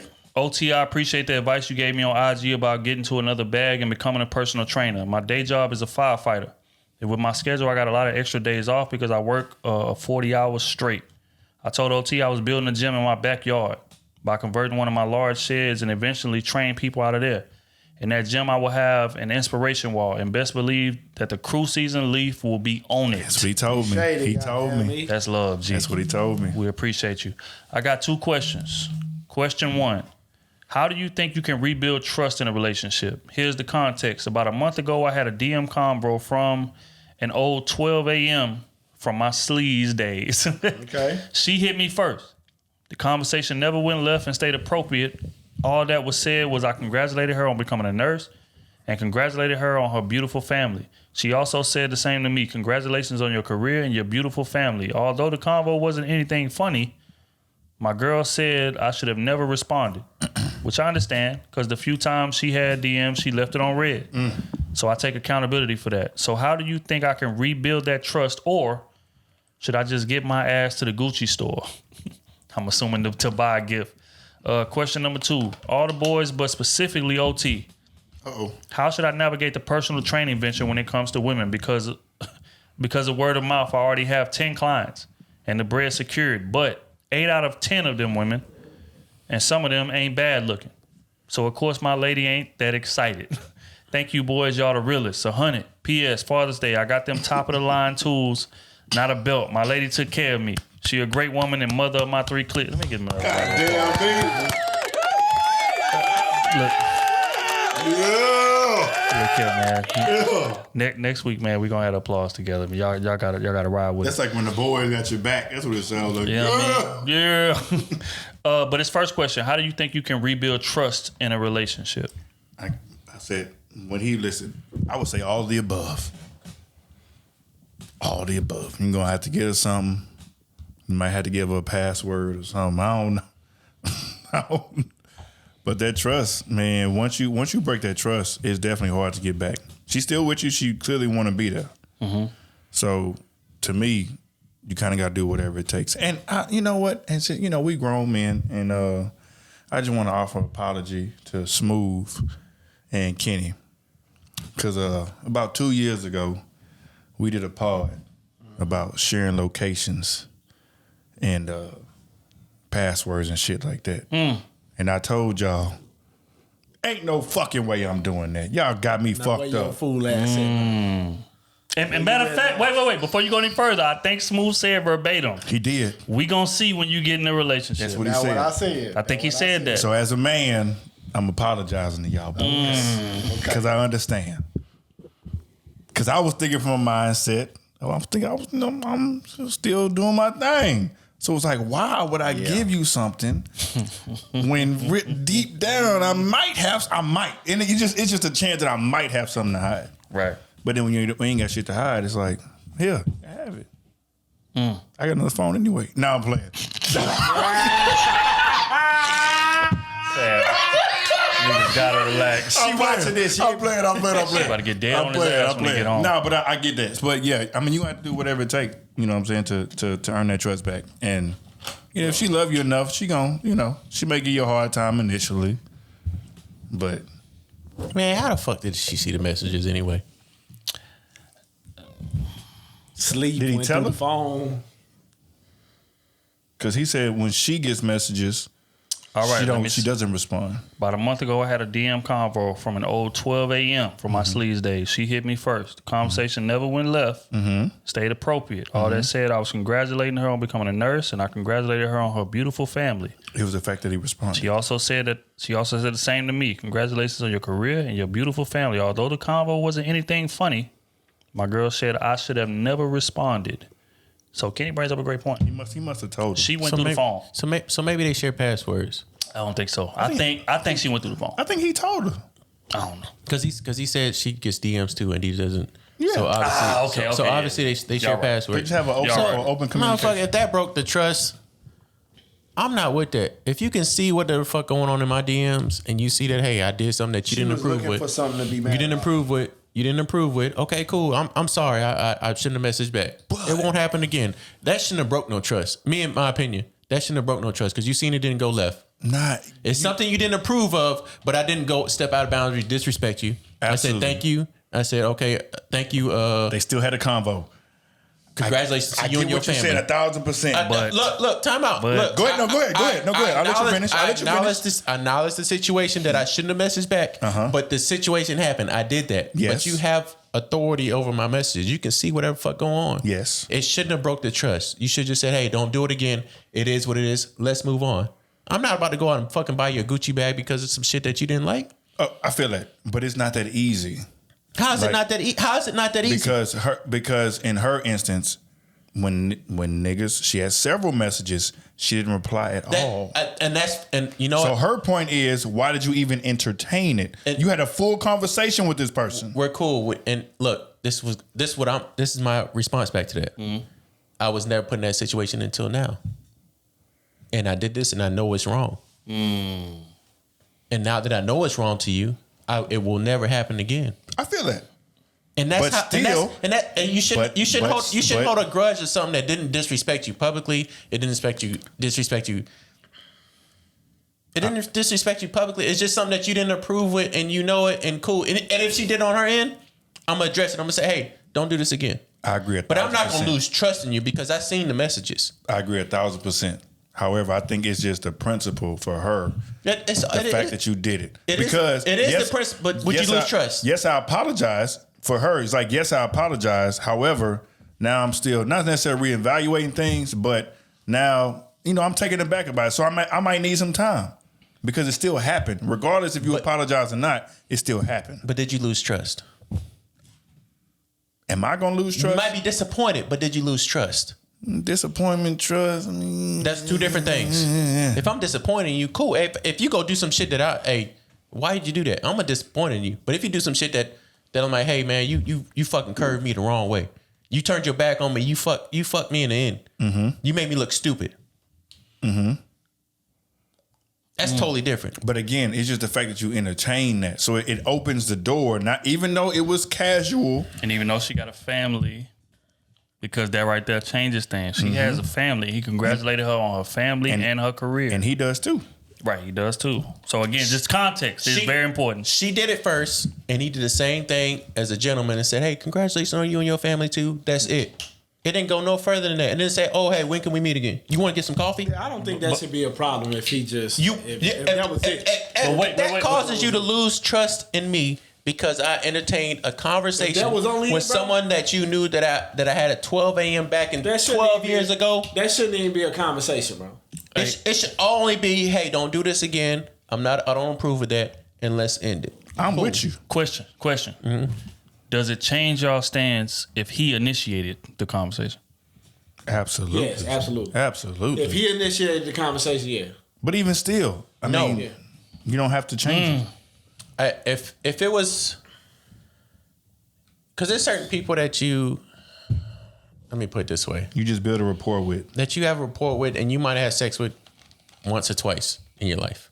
You know what I'm saying? See, I ain't even had that variable. But I got another question when you finish. Go ahead. And you see them do good or whatever. You see them do good. You say, "Hey, man, congratulations on what you're doing and congratulations to you and your family." Sex changes things.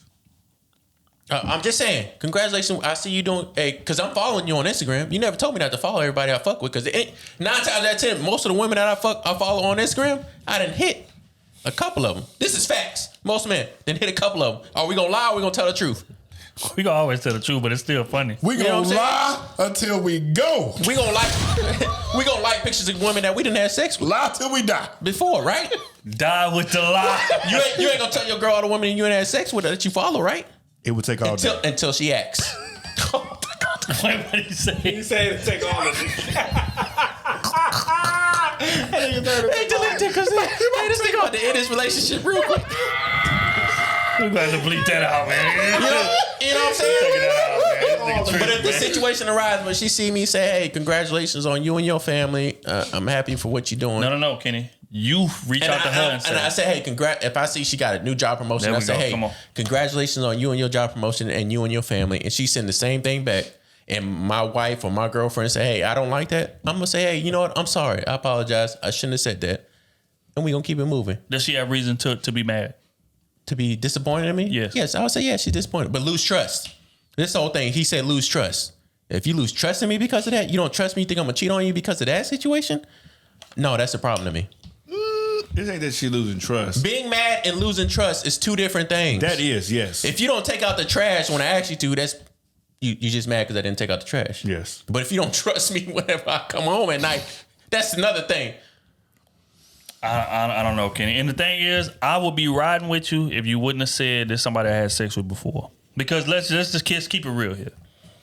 If we go in our DMs, see our chick initiating a conversation, and again, this is off of what he said. He said he responded. So go ahead. I didn't see it before, so go ahead. You know what I'm saying? So again, initiating a conversation with a man she has sex with, most men, we gonna have a big fucking problem with that. Regardless of what the message is. I didn't say it wouldn't be a problem, but lose trust. I wouldn't lose trust in. Oh, it's gonna be shaky. It's gonna be shaky because we just said what the conversation was. We didn't say she went to his D man and said, "Oh, you look fucking fine as hell. You look sexy." It's gonna be shaky. That's true, but we just said, it's "Hey, the message between the message," and we know that. Man. Right? We come on, man. Because why are you even checking for them in the first place? Gonna do that. I follow you on Instagram. We just said we follow people on Instagram that we had sex with, right? If that was the case, you shouldn't follow nobody you had sex with, period. No, that ain't the case. The case is this. I'm not verifying that. I don't know nothing about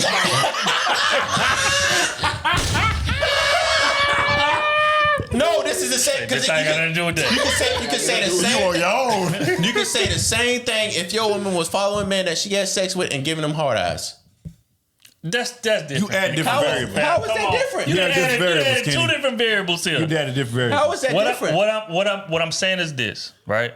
Is that if you following somebody that you had sex with, okay, cool. But you initiating a conversation with them says something different. What if she likes the picture of them with their shirt off? That's violation. You don't trust them? No, I don't. Wow. That's violation, bro. Why are you liking a nigga picture with his shirt off? Why are you liking a nigga who has smashed already? Time out. But you would accept the fact that they follow him.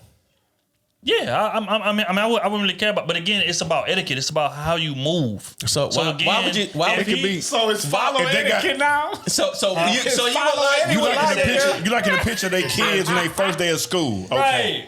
Right. Okay. What they just post a picture? They just and they dressed up. They looking good, and they like the picture. They gave it up. They looking good. Regular picture.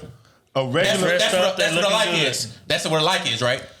No, not necessarily. No, in that situation. No. In that situation, They don't look good in every picture. I might like the fact that you there with your kids. They like 95% of the pictures they post. That's true, but it's a percentage that may not be of them. So we gotta ride with it. I got plausible deniability. We gotta ride with it. You taking a picture with your kids. I like how you mothering. No, we said. Oh my God. That's a fact. That's a fact. Like how you mothering. That's why you don't talk to these guys, man.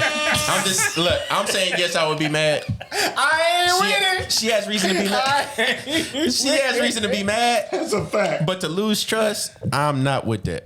But you can't tell her how to process her feelings. I'm not telling you that because I didn't do anything to disrespect you except to. You tell that nigga got a girl. Because in her eyes, she would never do that to you. I didn't do anything, and she has a track record of not doing it. I didn't do anything but respond and say thank you. But that's betrayal. I didn't do anything but give her the same message that she gave me back. I gave her the same response back that she gave me. So if she hit you with, hey, I see you getting them hips, and then you respond back, I see you getting them hips. That's not what he said. Hey, but I'm just saying. No, we're not saying that. But you responded with the same message, baby. She hit me with that. We're not doing that. So here we go. Really quick. She hit me first. And the conversation never went left. Never. And stayed appropriate. All that was said was I was congratulating her on becoming a nurse. And I congratulate her on her beautiful family. Beautiful. I caught that. She also said the same to me. Mm-hmm. Congratulations on your career and your beautiful family. Although the convo wasn't anything funny, my girl said I should have never responded, which I understand because the few times she had DMs, she left it on red. And so I take accountability for that. Cool. That's what he said. But you don't lose trust for that, bro. You don't lose trust for that. Question though, do y'all think he putting a little sauce on it? I think that you might have said a little bit more. I'm going with what he said. I'm not. Me too, but I'm saying I don't know. I gotta ask the question. We're not here to add sauce to nothing to what he said. The message. I don't know. Okay, y'all right. So, I'm just saying. How do you think I can rebuild that trust, or should if you lost trust because of that, you done more damage than that? Yeah, in my opinion, that's true. That's true. If you lost trust for that, you done more damage than that. And that was just the straw that broke the camel's back. Yeah. That's true. I can't argue that. Okay, so the last one. Yeah, he asked for me. Now I'm gonna tell you now, your woman just got to be secure, and the fact that you kind of put that first one. You know what I'm saying? It's gonna make it a little shaky, but she gotta understand that you making money for y'all. So that's tough too. Because you gotta keep shit. You gotta keep shit business. That's tough because he's coming off of the heels. That's what I'm saying. Right now he's training attractive women. He said he got 10 new clients, 8 of them bad. Mm-hmm. That's gonna. Oh Lord, good. Hey that's man, tough. I'm praying for you, baby. All I'm saying is, I'm praying. It's gonna be rough. That one situation shouldn't have lost his trust with his woman. Yeah. Well, shouldn't have is a very funny word. That situation was brought on because of the shit that he did beforehand, and yeah. So, saying, you know what I'm saying, just keep it business is what you're saying. One thing. No. We're not gonna do that. We're not gonna do that. What we said earlier in this podcast, you chase your passion and fuck that woman. You can get another woman. Your passion is working out. So you chase your passion and fuck your wife. That's what we said earlier. No. What did we say? You twisting words a little bit. What did we say? You twisting words a little bit. I don't quite recall. No. You twisting words. We said. Let me tell you why. Let me tell you why you twisting words. She didn't meet him on that. She didn't meet him on that. Not only that. Why you gotta bring up old shit? That was 2 hours ago. Bro, hey, look. Not only that. Hell no. But she didn't meet him 2 hours ago. Why you gotta bring up old shit? Each woman that he gets could mess up bread every single time. So if he got 8 women, let's say they all paying $400. I'm about to smash 400 women because women come with emotions. Nobody said he was smashing women. Nobody said that. But I'm saying you don't want to even put. Yeah. That's not what he said. Nah, he just said he got 10 bad. He got 10 clients, 8 of them bad, and he's trying to figure out how should I navigate this. Should he change the bad women or should he That's what I asked. Otis trying to smash all the bad women. No, I'm not. I cut that shit out. All I'm saying is y'all said niggas should not put his passion. Keep it business. Hey, keep it business. He's putting the women before the passion. But that's what y'all said. That's a fact. That's it. So follow that lead. No, I told my chick, I said the pod we is. not talking about you. But tell this man what he should do. I said the pod is the pod. Tell this man what he should do. Otis, she met you when you was already in the pod. Yes. It'd be different if she didn't meet you there. It's a fact. Context. She met you. Context, bail me out. She met you in that context. No. The thing is, y'all said passion. My man was training. He wasn't training when they first met. He wasn't. Oh, So it's going to be a transition for her. He said that? He wasn't training. He said that? Where he said that? He wasn't training initially. Read that to me. Read that part to me. Otis know the cat. Read that. No. Read that part to me where he said he wasn't training. He said he said, "Ain't no bitch ass. This ain't no bitch ass. This Antonio OT. I appreciate the advice you gave me on IG about getting to another bag and becoming a personal trainer. Exactly. My day job is a firefighter. With my schedule, I got a lot of extra days off because I work for. Trying to play y'all words. I ain't trying to hear that, man. But is that his passion? It seems like it. It is, but it came after he met her. It came after he met her. That changes things. That changes a lot of variables in that. That changes. Because you gotta she make didn't adjustments agree at to that that on the initial thing, bro. You got to make adjustments. You know what I'm saying? She signed up for 9 to 5, Antonio. Exactly. You giving her entrepreneurial with 8 bad bitches.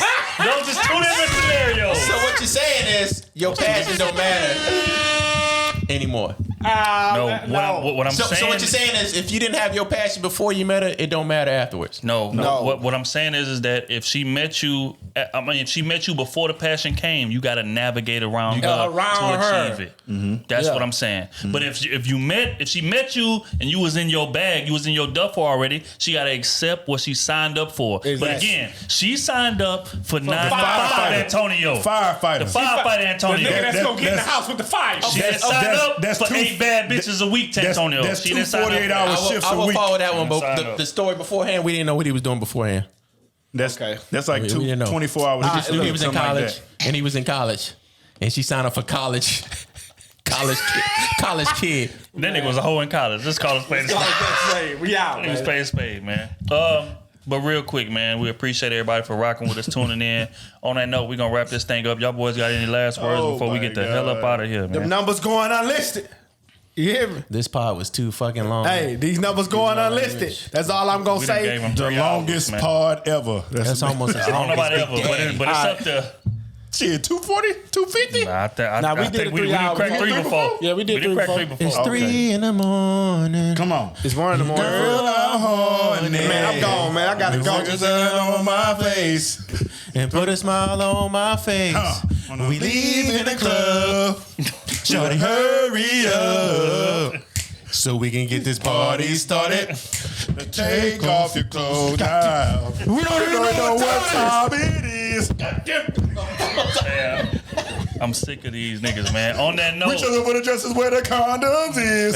Baby, when I get it, I'll never let go. Gonna take it slow. I wanna do it all night. We can do it all night. We can do it all night. It's alright, girl. But you'll be on that bullshit, yeah. You'll be on that bullshit. Damn, I done fucked up my beatbox. Look here, man. On that note, man, we up out of here, man. We appreciate y'all. We love y'all. We gonna get up out of here. Podcast, baby. Shout out my bros. You know what I'm saying? Yeah. Shout out to the gang, man. On that note, we gonna get up out of here with a record called Private Valet. Larry June. We appreciate y'all, man. It's love.